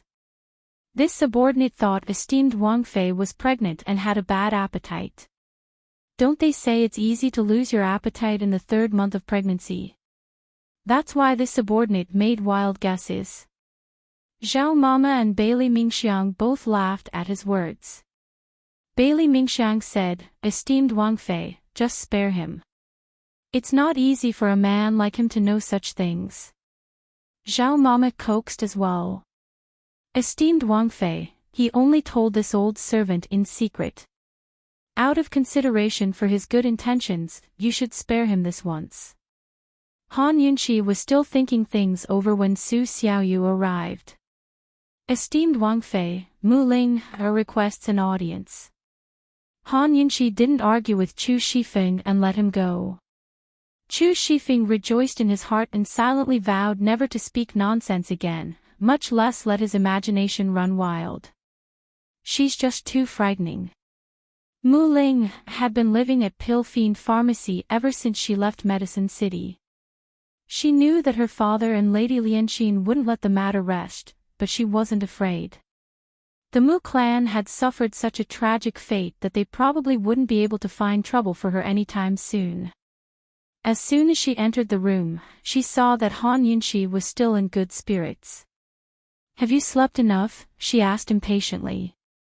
Impudent. Why aren't you greeting esteemed Wang Fei when you see her? Su Xiaoyu put her hands on her hips like a little housekeeper. Mu Ling ignored her and sat down across from Han Yunqi. She handed her a pill and said, Here's a thank you. Take it before you sleep and it'll stabilize your vitality. Since you're staying at Pill Fiend Pharmacy, you should recognize me as your big sister, Han Yunqi said carelessly. She really wanted to tell this girl that she really was her older cousin.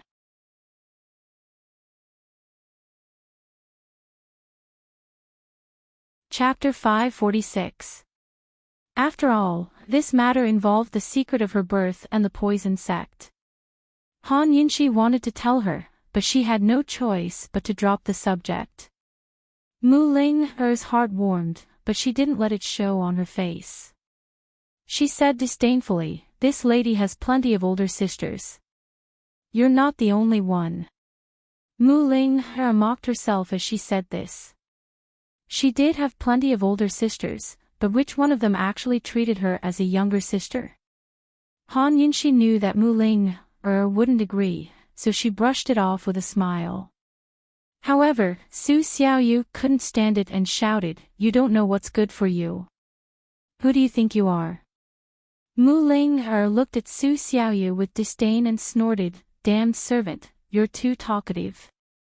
Su Xiaoyu grew even angrier and wanted to retort, but Mu Ling lectured her, Don't think that I don't know that you secretly concoct medicine at the counter every night. Pill Fiend Pharmacy has its own rules. You can learn from them, but you have to pay for the ingredients you use. Dispose of the ingredients you've used and don't put them back in the original cabinet. We're buying high-quality ingredients, not second-hand goods. Besides Lil Thing, no one else knew that Su Xiaoyu was secretly learning how to concoct medicine every night. After being exposed and humiliated by Mu Ling, in front of everyone, Su Xiaoyu's face turned red. She flew into a rage out of humiliation. You. However, she couldn't refute it no matter how angry she was. Mu Ling was speaking the truth, and Mu Ling had the right to lecture her like this. After His Highness Duke of Qin returned from Medicine City, he'd announced that Mu Ling was Pill Fiend Pharmacy's head pharmacist and was in charge of all the ingredients. What about me? If you want to stay in Pill Fiend Pharmacy, you'd better obey the rules. You're not allowed to come to Pill Fiend Pharmacy for 3 days. Reflect on your actions. If I find out that you're at the counter at night again, I'll make sure you never set foot in Pill Fiend Pharmacy again. Mu Linger was simply using her position to avenge a personal grudge. Su Xiaoyu felt so wrong that she was about to cry. Han Yunxi, on the other hand, was drinking her soup while watching the show. She was having a great time watching from the sidelines. As the saying goes, everything has its vanquisher. Su Xiaoyu, this bossy and domineering child, should also be taught a lesson by Mu Ling. Bailey Mingxiang hesitated for a moment before he finally said, Miss Ling, little you, is also very eager to learn. She doesn't have time to learn during the day and can only use the time at night. She was concocting medicine at the counter because she didn't want to waste the herbs. For the sake of the princess consort, can you spare her this time? Bailey Mingxiang was smart. After she said that, Mu Linger had to give her face, and Han Yunxi also had to speak up. All right, you won't be punished for 3 days. Just hand over this month's salary to Pill Fiend Pharmacy's accountant, Han Yunxi said indifferently. Mu Linger didn't pursue the matter. If Su Xiaoyu hadn't provoked her, she wouldn't have bothered with her at all. After the matter of calling her big sister was interrupted, Han Yunxi and Mu Linger didn't bring it up again. Instead, they avoided the awkwardness of arguing. Mu Linger had actually only come to see Han Yunxi. That woman had been unconscious for Long Fei Yi, so who would dare to come see her? Seeing that Han Yunxi was fine, she prepared to leave. Han Yunxi called out, Wait, I also have to go to Pill Fiend Pharmacy. Let's go together. Mu Linger didn't say anything and waited for Han Yunxi to finish tidying up before leaving. Once everyone had left, Su Xiaoyu looked at Bailey Mingxiang and gave a cold snort. I don't need your fake kindness. Bailey Mingxiang frowned at her but didn't say anything. She was more than 10 years older than Su Xiaoyu, so there was no point in bickering with a child. She thought that when Su Xiaoyu grew up, perhaps she wouldn't be so unreasonable. Just as she was about to leave, Su Xiaoyu suddenly said, Since His Highness Duke of Qin has returned, are you going to stay by esteemed Wang Fei's side and refuse to leave? Bailey Mingxiang's heart skipped a beat. When she turned around, she saw that Su Xiaoyu was still glaring at her from behind. She couldn't help but clench her fists. What, are you going to deny it? Su Xiaoyu pressed closer. For the first time in her life, Bailey Mingxiang had the urge to hit someone, but she forced herself to endure it and turned to leave. She was angry and humiliated, but in the end, she still felt a little guilty. That was why she couldn't confidently deny it. If feelings could be controlled, how could they be called feelings? Would she ever be redeemed in this life? Han Yunxi and Mu Ling rode the same carriage to Pill Fiend Pharmacy. She didn't say anything the entire way, and Mu Ling was also very quiet. But just as they were about to get off the carriage, Mu Ling couldn't help but ask, Where did he go? When she was released from prison, Chi brother didn't go to pick her up. She was already at Pill Fiend Pharmacy, but Chi brother was still nowhere to be seen. She didn't dare to ask about the Long Fei Yi, and Han Yunxi was still unconscious. She had waited bitterly for half a month. Han Yunxi pretended not to hear and got off the carriage. Mu Ling'er was anxious, but she didn't dare to continue asking. Fortunately, Han Yunxi still answered before she got off the carriage. He went to take care of business. He'll be back in a few days. Gu had already said that he was very familiar with the poison sect's forbidden grounds. Moreover, she'd reminded him of many things, so it should be easy to get the 10,000 poisons. Mu Ling'er's heart bloomed with joy as the sun shone brightly in her eyes. She quickly got to work and organized Pill Fiend Pharmacy's medicinal storehouses.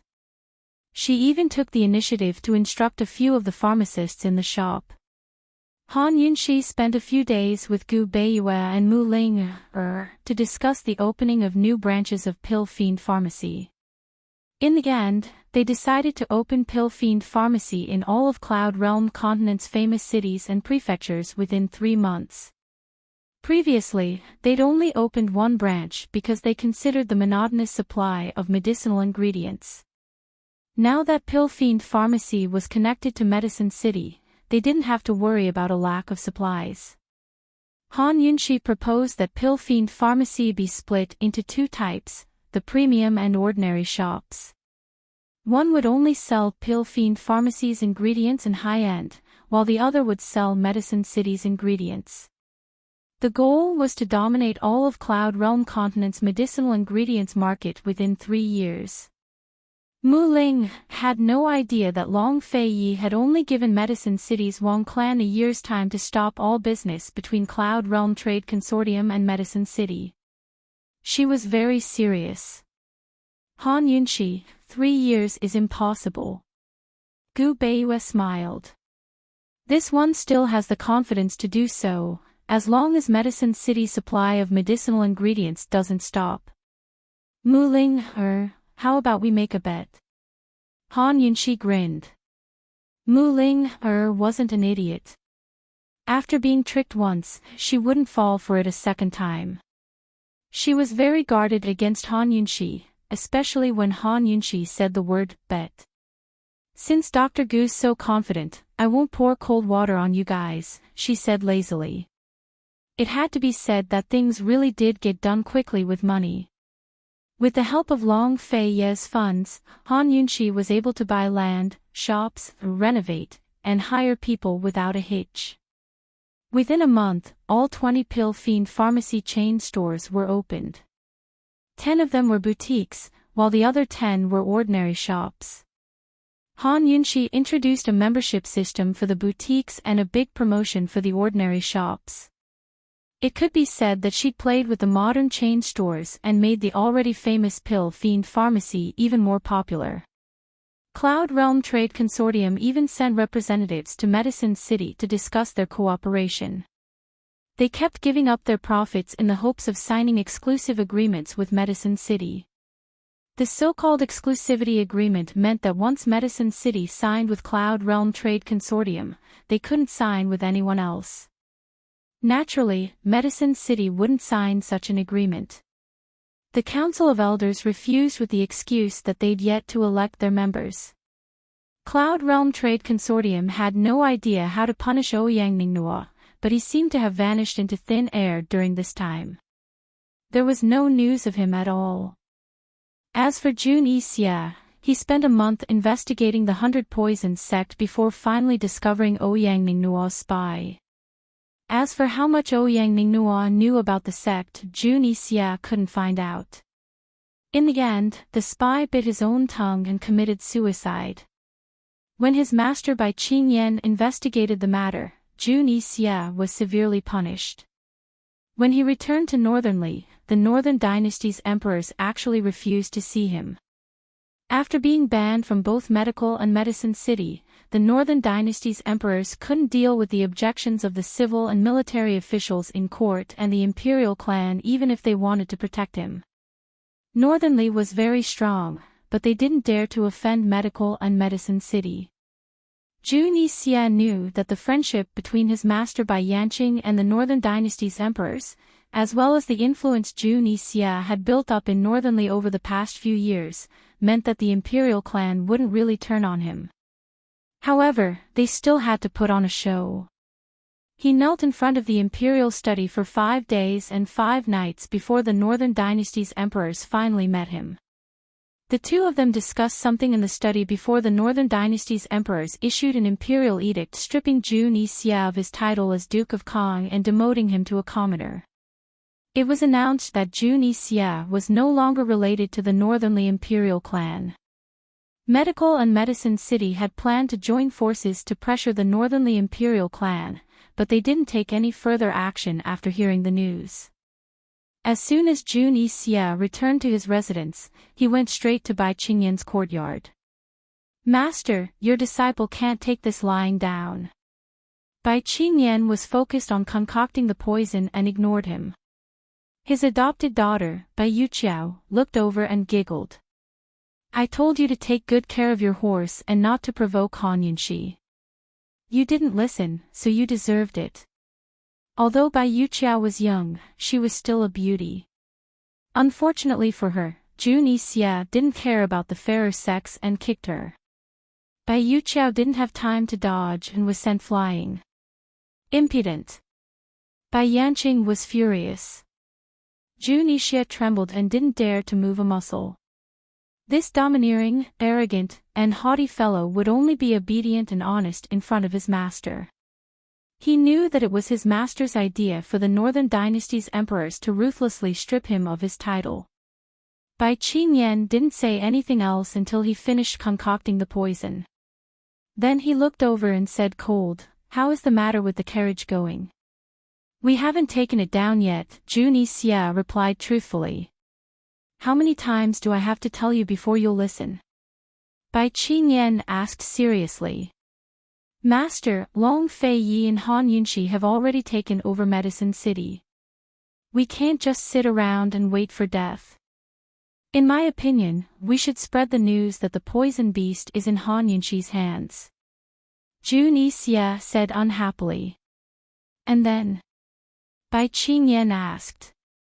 "Then we'll spread the news that the Shadow Clan guy is protecting Han Yunxi. Even if Han Yunxi isn't a Western Qin orphan, we can still use her to lure out the 7 noble families." Jun Yixia had this idea for a long time. Back in the day, his grandfather had personally witnessed the last of the Western Qin bloodline being shot to death. He didn't believe that Western Qin orphans existed. He was more convinced that the Shadow Clan guy was protecting Han Yunxi for the sake of the poison beast. Whether or not Han Yunxi was a Western Qin orphan, this woman was worth using. Bai Yanqing let out a long sigh and asked, "Are you still going to listen to your master's words?" "Master is like a father. I will always obey my father's orders," Jun Yixia replied seriously. "Good.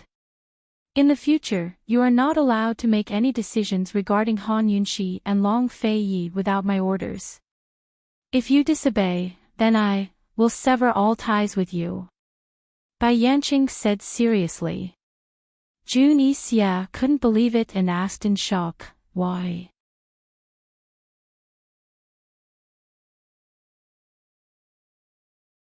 Chapter 547.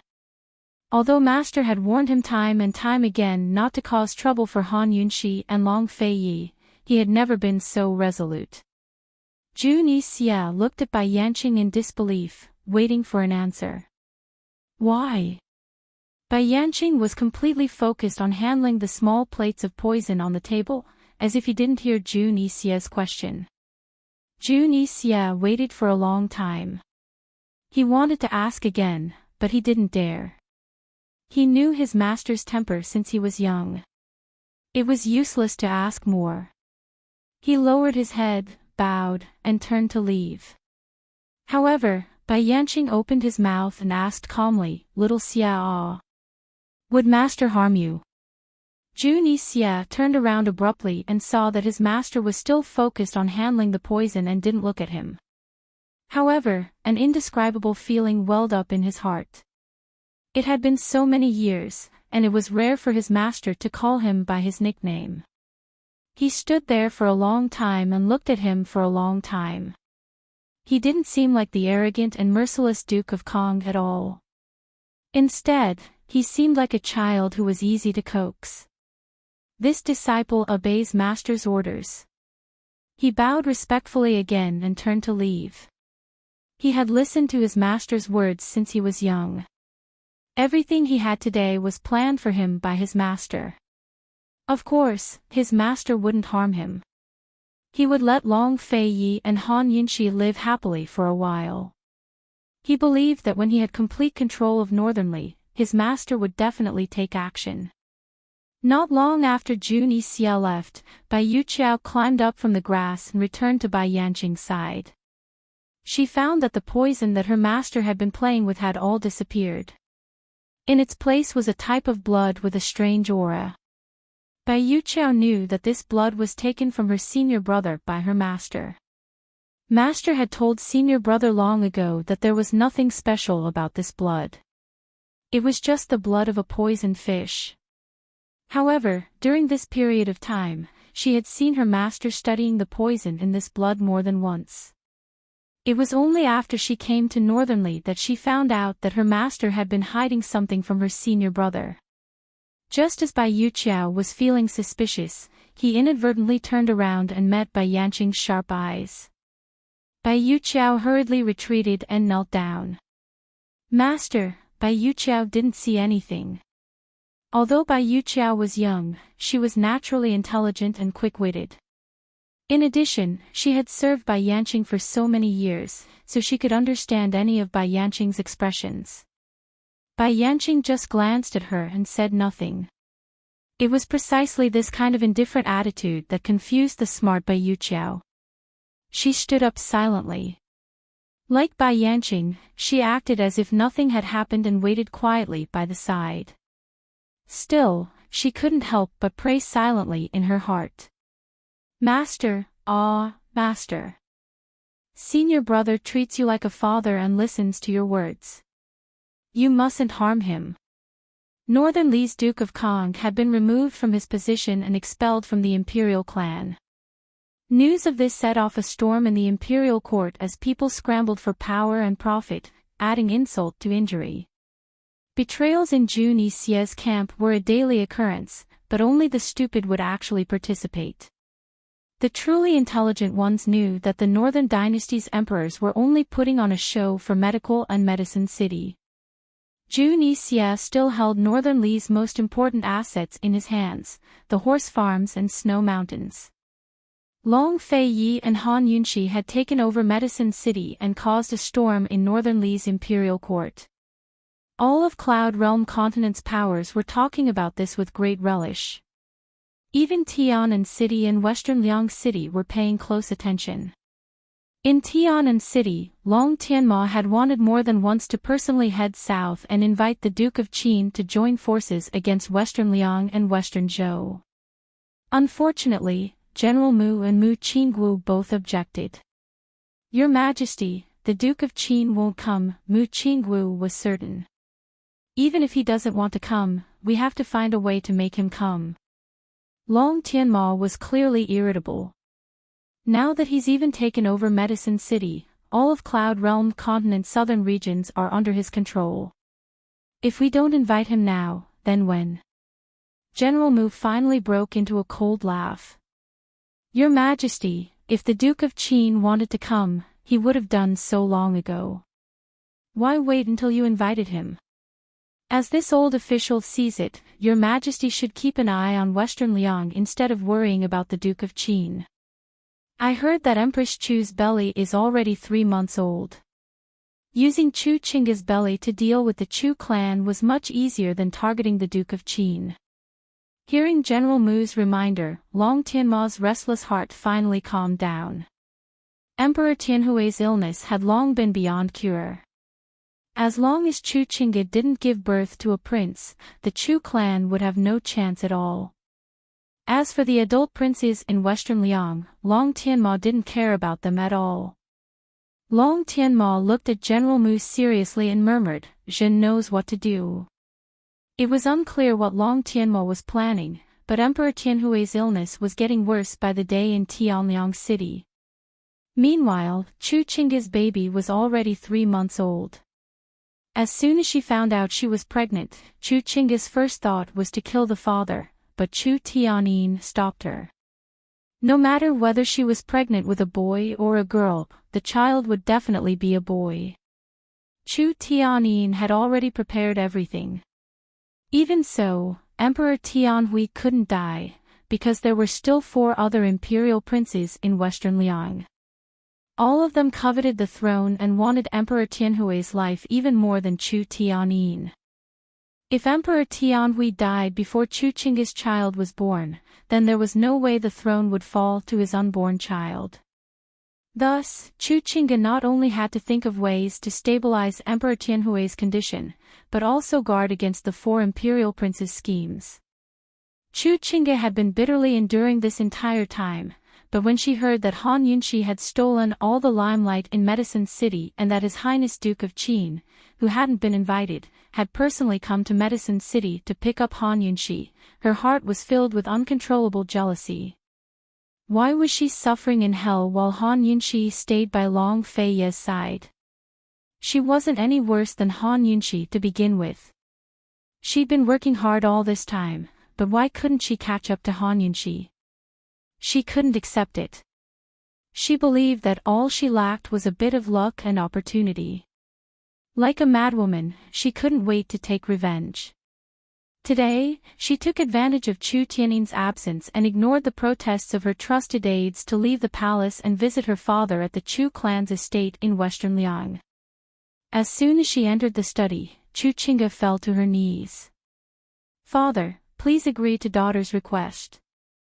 Otherwise, daughter will never give birth to the child in my womb." Great General Chu was both surprised and angry. "Who allowed you to come?" Unexpectedly, Chu Chinga took out a dagger from her sleeve and held it against her belly. "Father, please agree to daughter's request." Great General Chu was stunned. He knew that this daughter of his was proud and arrogant, but he never expected her to be so cruel as to threaten him with the child in her womb. Seeing the ruthlessness in his daughter's eyes, Great General Chu's eyes flickered with worry. He was afraid that if he pushed this girl too far, everything the Chu clan had painstakingly built up in Western Liang would be destroyed in a single day. "Fine. What do you want father to agree to?" Great General Chu asked. "Destroy Han Yunshi." Chu Chinga spoke word by word. She knew that her father and brother wanted to rule the world. Once the child in her womb ascended to the throne, they'd be the true rulers behind the curtains. Then she'd be nothing more than a puppet. Thus, she had to make things clear first. A complicated look flickered past Great General Chu's eyes. He was more or less disappointed with Han Yunshi. After all, he'd been looking forward to her arrival. "Father, please agree to my request." Chu Chinga was moved beyond words. "Han Yunshi is Long Fei Ye's wings. Don't you worry, when the Chu clan truly becomes enemies with the Duke of Qin, we'll break his wings first." Great General Chu was certain. "I want everything related to Han Yunshi to be under my control." Chu Chinga made her demands clear. "You!" Great General Chu was furious. "You're simply making trouble." Chu Chinga didn't speak. Instead, her dagger pierced through her clothes. Alarmed, Great General Chu immediately rushed over, but Chu Chinga only grew more ruthless. "I agree to your request." Great General Chu practically roared, afraid that he'd be too late. "Forgive daughter for being disrespectful, but daughter hopes father can swear an oath," Chu Chinga said seriously. Great General Chu was about to suspect that his daughter had lost her mind, but he had no choice but to comply. The only thing he rejoiced in was that this damned girl hadn't asked him to swear not to kill Long Fei Yi. He had long known of her feelings for the Duke of Qin. With her father's promise, Chu Chinga was finally satisfied. She walked out of the courtyard and looked up at the blue skies of West Liang, one hand stroking her slightly protruding belly. She told herself to endure a little longer. 7 more months and it'll all be over. Far away in South Ning City, Han Yunxi had no idea that hatred was growing in the distance. She'd been busy at Pill Fiend Pharmacy dealing with medicinal ingredients and was in a good mood. After fainting last time, she hadn't dared to rush into the poison storage space. Instead, she'd rested enough to enter 2 or 3 times to make sure everything was going smoothly. Finally, she set her sights on Lil Thing. Today, Lil Thing was curled up like a cat sleeping by Gu Beiyue's side. Han Yunxi had to search for half a day before she found it. She walked over and pretended to be careless as she picked up Lil Thing in her arms. Lil Thing opened one eye and saw that it was Mama Yunxi. It immediately looked around with both eyes and saw that Batty Long wasn't around. Finally, it relaxed and snuggled up in Mama Yunxi's arms for a while before curling up into a ball and falling asleep. Han Yunxi gently patted Lil Thing and asked, "Dr. Gu, don't you take your afternoon nap?" "I'm not used to it." Gu Beiyue smiled faintly. His smile was even warmer than the winter sun. He glanced at Lil Thing and added, "Take advantage of today's scorching sun to dry these ingredients in the sun. Just leave it to the servants. You're the head doctor, yet you're doing it yourself." Han Yunxi smiled. "These ingredients are precious, so I don't feel at ease," Gu Beiyue said seriously. Han Yunxi was fretting over an excuse to leave, so she quickly said, "Then I won't disturb you any longer." As soon as Han Yunxi left, Lil Thing immediately woke up. It stared at Gu Beiyue, its shifty eyes darting around. It was obvious that it didn't want to be separated from the gentleman. Still, it didn't refuse Mama Yunxi's embrace. Ever since Papa Long and Mama Yunxi had gotten back together, it hadn't slept in her arms again. Only when the gentleman's thin figure was out of sight did Lil Thing obediently go back to sleep. Neither Lil Thing nor Han Yunxi knew that Gu Beiyue's figure had vanished into thin air as soon as they left. By the time Gu Beiyue reappeared, he had followed Han Yunxi to the Duke of Qin's leisurely cloud pavilion. He stood outside the window and took in everything inside, but Han Yunxi was completely oblivious to his presence.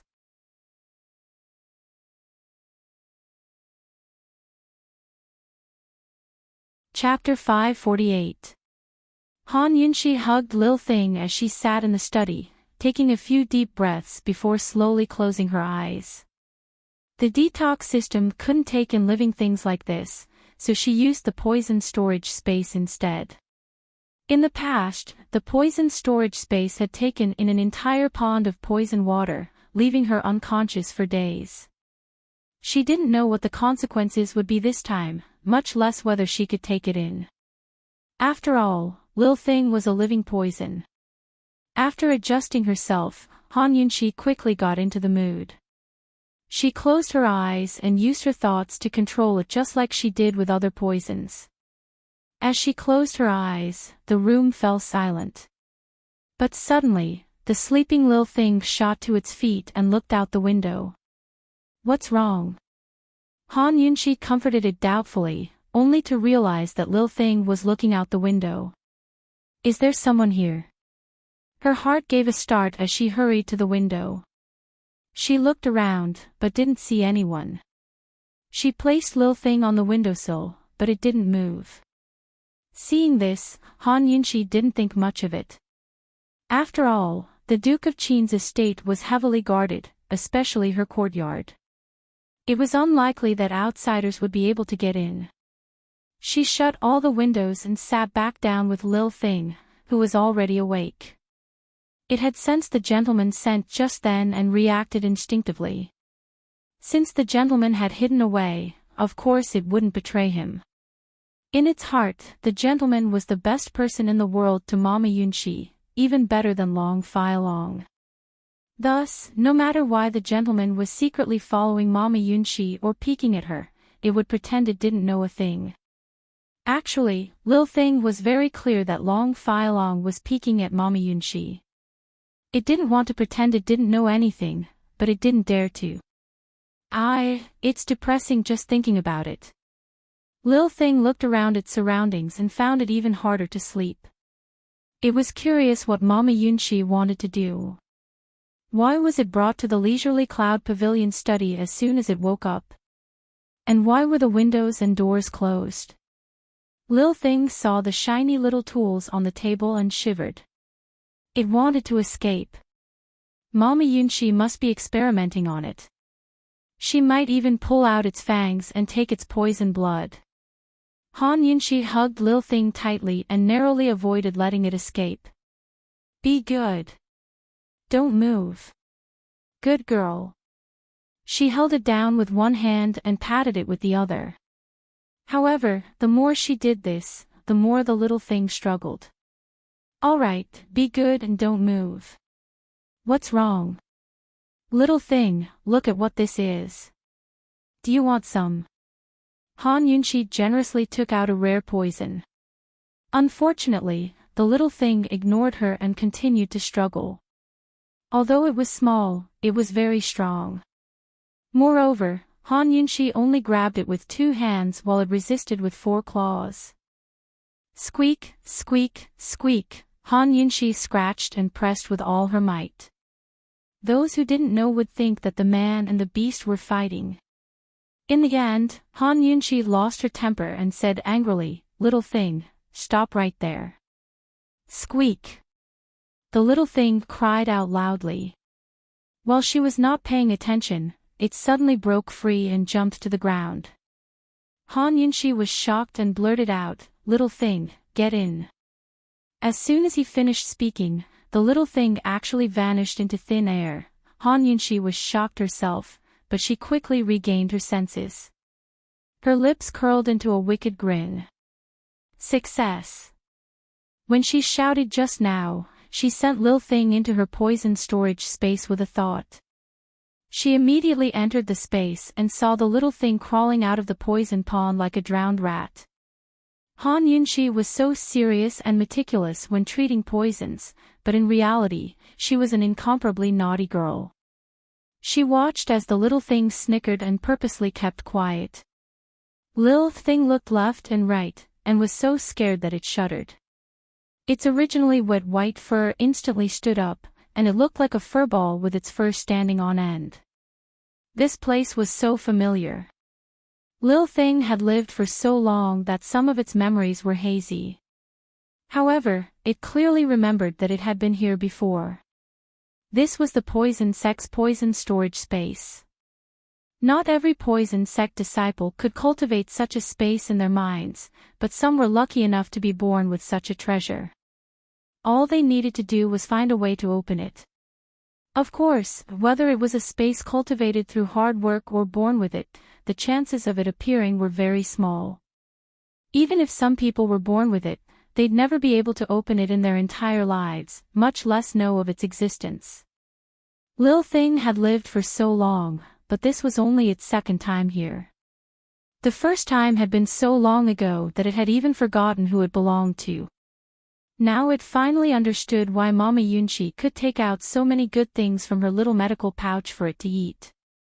So there was a hidden universe behind the scenes. Lil Thing looked around before suddenly closing its eyes. It did its best to communicate with Mama Yunshi through its consciousness, but it couldn't find her no matter how hard it tried.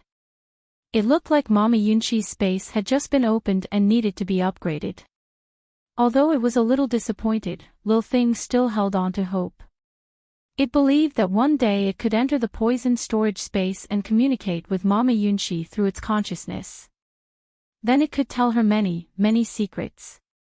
For example, its gentleman had always liked Mama Yunshi, or that Batty Long had done all sorts of bad things behind Mama Yunshi's back, or that Goo was actually a poison goo human just like itself, undying and indestructible. Would there be such a day? Would it be far off? Lil Thing didn't know. Seeing that there was no one else around, Lil Thing's round, black eyes turned shifty. It looked around again to make sure Mama Yunshi wasn't around before plunging headfirst into the poison pond. Han Yunshi was puzzled at first. Was Lil Thing trying to commit suicide by jumping into the water? But soon enough, she realized what was going on. Lil Thing, get up here. Right now. Han Yunxi shouted as she rushed over, but it was already too late. In a flash, the water level in the pond had dropped significantly.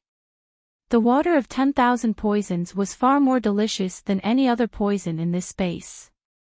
How could Lil Thing miss out? It wasn't clear whether Lil Thing was too engrossed in drinking or just pretending not to hear, but it didn't come out even after Han Yunxi shouted 2 or 3 times. Han Yunxi was quick-witted enough to make Lil Thing fly out of the pond and land on the ground. Right now, Lil Thing was completely drunk. It stuck out its round belly and burped before collapsing head first onto the ground and fainting. Of course, the water of 10,000 poisons wasn't intoxicating, but Lil Thing had fainted from overeating. Han Yunxi felt her heart ache at the sight of the missing layer of poison. She picked up Lil Thing by its tail and shook it a few times. Enough, stop pretending. But Lil Thing didn't react at all. Could it be that it ate too much poison at once and needed strength to digest it slowly? So, it was actually recovering its body. Lil Thing's teeth contained the poison of the poison beast, one of the 9 great poisons that could counter perplexing butterfly illusion. Han Yunxi hesitated for a moment before carrying Lil Thing to the edge of the pond and casually tossing it in. Compared to the poison of 10,000 beasts, this pond was nothing. She'll let Lil Thing live a drunken life in the pond and enjoy itself. Han Yunxi checked the 3 poisonous teardrops and left after making sure they were all fine. She just opened her eyes when the door to the study was pushed open, giving her a fright. The newcomer was none other than Long Fei. Something's happened at the poison sect. What happened to Gu? Han Yunxi blurted out. The poison sect's mishap and Gu Qixiao's mishap seemed to be 2 separate matters. Long Fei's eyes flashed with indignation, but it quickly disappeared. Han Yunxi asked anxiously, "What's going on? Did something happen? Someone wants to destroy the earth of 10,000 poisons. The situation is urgent and he's afraid he can't stop them, so he wants us to hurry over," Long Fei replied. That was all Gu had said in his letter. Long Fei wasn't sure if that guy couldn't stop them because he didn't want to expose himself, or if the opponent was just too strong. The Chu clan. Why do they want to destroy the earth of 10,000 poisons? Do they know anything? Han Yunxi was full of questions. The only place she could think of was the Chu clan. Last time, they'd met the Chu siblings and Duanmu Bei in the underground palace of the Poison Grounds. He didn't say. "Pack up and we'll head out immediately." Long Fei didn't make any guesses, but he'd kept an eye on the Chu clan for a long time. If it really was the Chu clan this time, he didn't mind stirring up trouble in Western Zhou. The Chu clan was so powerful in Western Liang that they must have forgotten about the existence of Western Zhou's imperial family. Long Fei and Han Yunxi didn't delay. After packing up and handing over a few things, they set out that very afternoon. Han Yunxi didn't tell Mu Ling about this, so Mu Ling worked diligently in her pharmacy while humming a little tune. She had no idea that her Qi brother was in grave danger. Han Yunxi and Long Fei were in a hurry, so they couldn't take a carriage. They only knew how to ride horses. As soon as Han Yunxi left the back door, she saw that Chu Shifeng had prepared 3 horses. Long Fei and she each had one, while Chu Shifeng had just the right amount. As Long Fei mounted his horse, she prepared to do the same, but a white figure suddenly flew down from the roof and landed on the horse's back. The figure turned back with a slight smile, his otherworldly aura stunning the world. Unfortunately, the world collapsed as soon as he opened his mouth. "Sister-in-law, if you don't go over now, my big brother's going to get angry," Tang Li chuckled. This horse was his. Han Yunxi didn't have time to banter with Tang Li. She looked back at Long Fei and saw that Long Fei's saddle was for 2 people. She obediently walked over. Long Fei's face was expressionless. He didn't say a word as he pulled Han Yunxi up. But as soon as she steadied herself, his large hands circled around her waist. So tight, so tight. Long Fei's actions were both punishment and protection, because as soon as he lashed out with the whip, the horse shot out like an arrow from a bow and began to gallop. It was so fast that Chu Shifeng and Tang Li couldn't catch up. They could only follow in silence and prepare a few more horses to keep them from dying of exhaustion. It would take at least half a month to get from South Ning City to the poison sect's forbidden grounds in Medicine City. Would they make it in time to help Gu? Just who did Gu run into at the poison sect's forbidden grounds? What happened? 3 days after Long Fei Yi and Han Yunxi left, Gu Beiyue used the excuse of going to a branch store to leave the main branch in South Ning. Where was he going?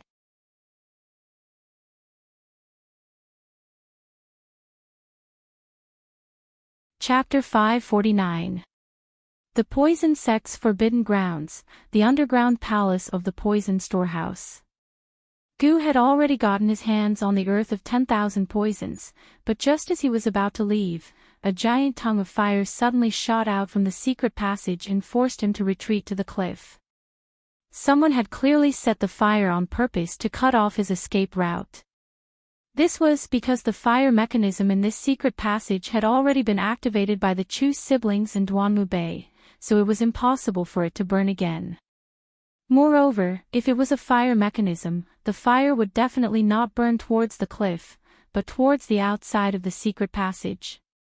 The earth of 10,000 poisons on the cliff was afraid of fire. Leaving aside the fact that it was directly burned, the earth of 10,000 poisons' toxicity would begin to weaken when the surrounding temperature rose. In serious cases, it might even lose all of its toxicity. In that case, it wouldn't be able to mix with the perplexing butterfly illusion to create poisonous tears. Since someone had set the fire right after he'd entered, their goal was clear. Someone had been waiting here for him for a long time. Moreover, they hadn't stopped him directly, but used the fire to ambush him instead. Their goal couldn't be any clearer. They wanted his life as well as the earth of 10,000 poisons. Gu made a prompt decision and summoned a goshawk to send a message to Long Fei Yi and Han Yunxi, asking for reinforcements. He kept an eye on the earth of 10,000 poisons' toxicity while keeping an eye on the fire.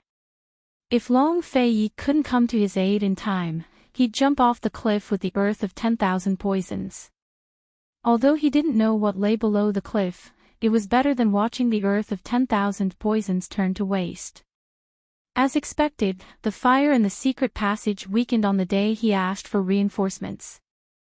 As the fire weakened, the temperature of the ground beneath the cliff dropped significantly. Long Fei Yi and Han Yunxi couldn't have arrived so quickly, but Long Fei Yi had mobilized the elite troops he'd hidden in Medical City to sneak into the underground palace as quickly as possible. The two groups of people fought fiercely outside the secret passage. Gu could faintly hear the sounds of fighting amidst the explosions. He thought it would be over quickly, but who knew that the battle would last for 10 whole days? Long Fei Yi must have sent a lot of people, and none of them were weak. Who set the fire? Was it the Chu clan? Was the Chu clan that powerful? Amidst the burning smell, Gu smelled the thick smell of blood. God knows how terrible the situation on the other side of the fire was. The fire, which had weakened a few days ago, gradually grew stronger. It burned the stone walls until they were scalding hot. The entire cliff, be it stone or soil, was burning hot. Damn it! Gu's beautiful face was deeply furrowed. He clenched the earth of 10,000 poisons that he had collected and looked at the raging fire with a cold and stern expression. He was so stern and serious that he was more resolute than usual. His flirtatious charm and playful laughter had nothing to do with him. A raging fire was burning in his eyes. He was so serious that it was frightening. The earth of 10,000 poisons was something that Poison Lass wanted, something that Poison Lass had entrusted him with. No matter what, he had to protect it well. On this day, He placed the earth of 10,000 poisons in his mouth without hesitation and stood at the edge of the cliff.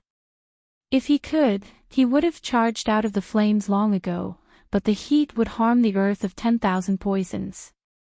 He'd wait for another day. If the fire didn't die down and the temperature didn't drop, then he'd have no choice but to jump off the cliff. Gu had no idea that Long Fei-yi and Han Yunxi had already arrived. They'd received constant emergency reports on their way here and long understood the situation. Normally, it would have taken them 15 days to cover the entire distance, but the two of them only took 10. They'd left Tangli and Chu Shifeng so far behind that they couldn't even see their shadows. By the time they arrived, they saw a group of elite soldiers fighting against a group of black-robed, masked men in the smoke. Han Yunxi recognized them as poison humans at a glance. No wonder Long Fei-ye's elite soldiers stationed at Medical City couldn't deal with them. Long Fei-ye's martial arts and Han Yunxi's poison skills made it very easy for the two of them to take care of the poison humans. Long Fei-yi examined the corpses in surprise. Jun Yixie's men. Han Yunxi didn't have time to worry about such details. She quickly ordered people to fetch water to extinguish the flames. Now that the poison humans were dead, no one threw anything else into the fire. The secret room was filled with stone and soil, so the fire would slowly die down and die out. But the smoke from the fire was deadly. How many of the people who died in a fire didn't burn to death, but choked to death instead? She was very worried about Gu. Long Fei-yi wasn't worried about Gu at all. He took out a new mask and waited for Han Yunxi before continuing to examine the corpses. He didn't understand why the poison humans had set the place on fire. Moreover, they prepared so much incendiary material that it was obvious they were going to burn for days. Gu hadn't explained clearly in his letter either. What did this have to do with the earth of 10,000 poisons? He had a feeling that something wasn't right here. Han Yunxi. Long Fei-yi was about to speak when suddenly, several fire arrows shot out from the shadows. There was an ambush. Long Fei-yi immediately pulled Han Yunxi into his arms, and it was because he wanted to protect Han Yunxi that a fire arrow brushed past his arm, setting it ablaze. Han Yunxi hadn't even recovered from her shock when Long Fei-yi had already shielded her. He dodged several fire arrows and leaned against the wall, pressing his arm against the wall to forcibly extinguish the fire. The Chu family. The Chu family. Long Fei-yi and Han Yunxi blurted out those two words at the same time. Whether the Chu family had raised their own poison humans or had colluded with Jun Yixie, it was hard to be surprised. At this moment, they didn't have the time to think too much about it as the archers in the shadows had yet to reveal themselves. Fire arrows rained down from all directions, increasing in number and density, making it impossible to guard against. The enemy was in the shadows, while they were in the light. They were completely at a disadvantage. Surrounded by 10,000 swords and protected by the elite troops, Long Fei-yi was barely able to protect Han Yunxi. If it was him, he would have given it his all and killed those archers in the shadows even if he was burned. However, Han Yunxi was in his arms, so he definitely wouldn't take the risk. Only the heavens knew how many archers were hidden in the shadows. Only the heavens knew if Chu Tianyin was in the shadows. He had to be on guard against Chu Tianyin's archery. Long Fei-yi, change from defense to offense and kill those archers. Han Yunxi was very decisive. Although she didn't know martial arts, she could see that in such a small place like the underground palace, once the archers completely suppressed them, they could only keep defending until they ran out of energy. Therefore, even if they were seriously injured, they could only choose this path. She had just finished speaking when Long Fei-yi very domineeringly pressed her head against his chest and ordered coldly, "Hide well." Han Yunxi was about to break free when Long Fei-yi pulled out his long whip and opened a path for them to escape into the second secret passage. Han Yunxi was stunned at first, then she was overjoyed. How could she forget that there were still 4 secret passages around them? If she remembered correctly, there were poisonous spiders in the second secret passage. The Chu siblings and Duanmu Bei had all experienced it before, and she had Little Thing's help, so she was naturally safe and sound. Although the fire arrows continued to fly in, it wasn't as narrow as the outside. It was easy to dodge the arrows in the secret passage as long as they kept running forward. The secret passage was very deep. Unless the archers in the shadows chased after them, the accuracy of the fire arrows was very low. Han Yunxi raised her head again and said with a smile, "Your Highness, if it's the Chu family, they definitely wouldn't dare to chase after us." At this time, there were still many fire arrows whizzing past them. Long Fei Yi pressed Han Yunxi's head against his chest again and said in displeasure, "Be careful."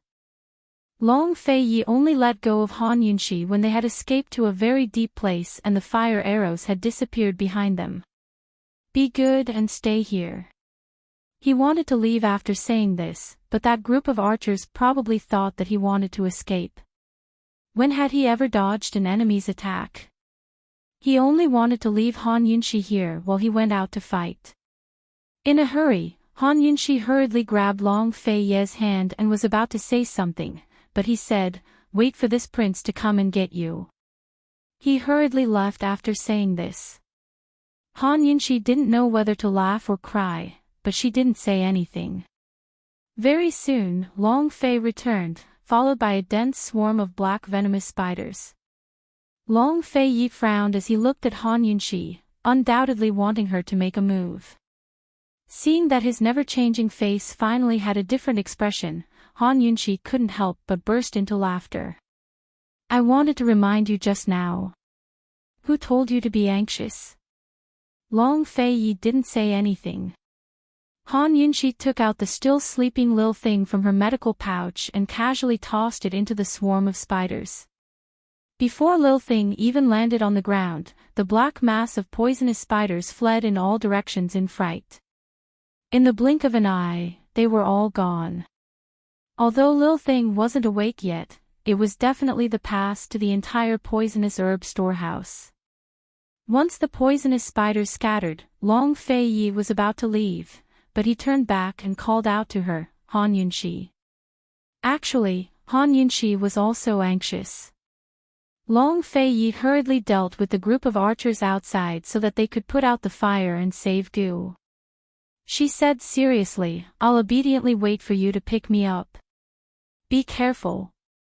Unexpectedly, Long Fei Yi said, "This prince wants to kill to his heart's content. You'll have to wait a little longer." After he finished speaking, he turned and left, quickly disappearing from sight. He wasn't present when the two families' archers surrounded and attacked Han Yunxi. If he didn't kill to his heart's content today, how could he vent the anger in his heart? Many times, if he didn't say it, she wouldn't have thought of it. Han Yunxi was suspicious, but didn't think too much about it. She walked over to pick up Lil Thing and sat on the spot to wait. However, she quickly became alert. She sensed that there were countless highly toxic poisons approaching. What's going on? She had just stood up when an old woman in a black dress and a mask appeared in front of her. The countless highly toxic poisons detected by the detoxification system were all on this old woman. She carried a large amount of highly toxic poisons on her. The detoxification system naturally wouldn't be so bored as to simply check the poisons on everyone's body. But when the amount of poison exceeded a certain amount, the detoxification system would still alert the owner if there was a threat. Who was this old woman? Was she also a member of the Chu family? From the looks of it, she wasn't afraid of the poisonous spiders here. Han Yunxi casually hid Lil Thing into her sleeve and retreated vigilantly. "Who are you?" "I've been entrusted by someone to take your life," the old woman said gloomily. Han Yunxi didn't hesitate to activate Pear Blossom Teardrop Rain and shot out several poisonous needles. Who knew that this old woman would easily dodge them and even neutralize the poison powder that the needles carried? Good heavens, she was a highly skilled practitioner of poison. Han Yinshi made a prompt decision as she turned around and ran. Should she run towards the depths of the secret passage or run towards the exit? You're tuning into the LoveLore Library YouTube channel. We're so grateful for your support, and don't forget to subscribe to join us on this incredible journey through captivating stories. Your generosity through donations truly makes a world of difference, as it's the primary source of revenue that allows me to expand and enhance this channel for you. Thank you from the bottom of my heart for being a part of this adventure.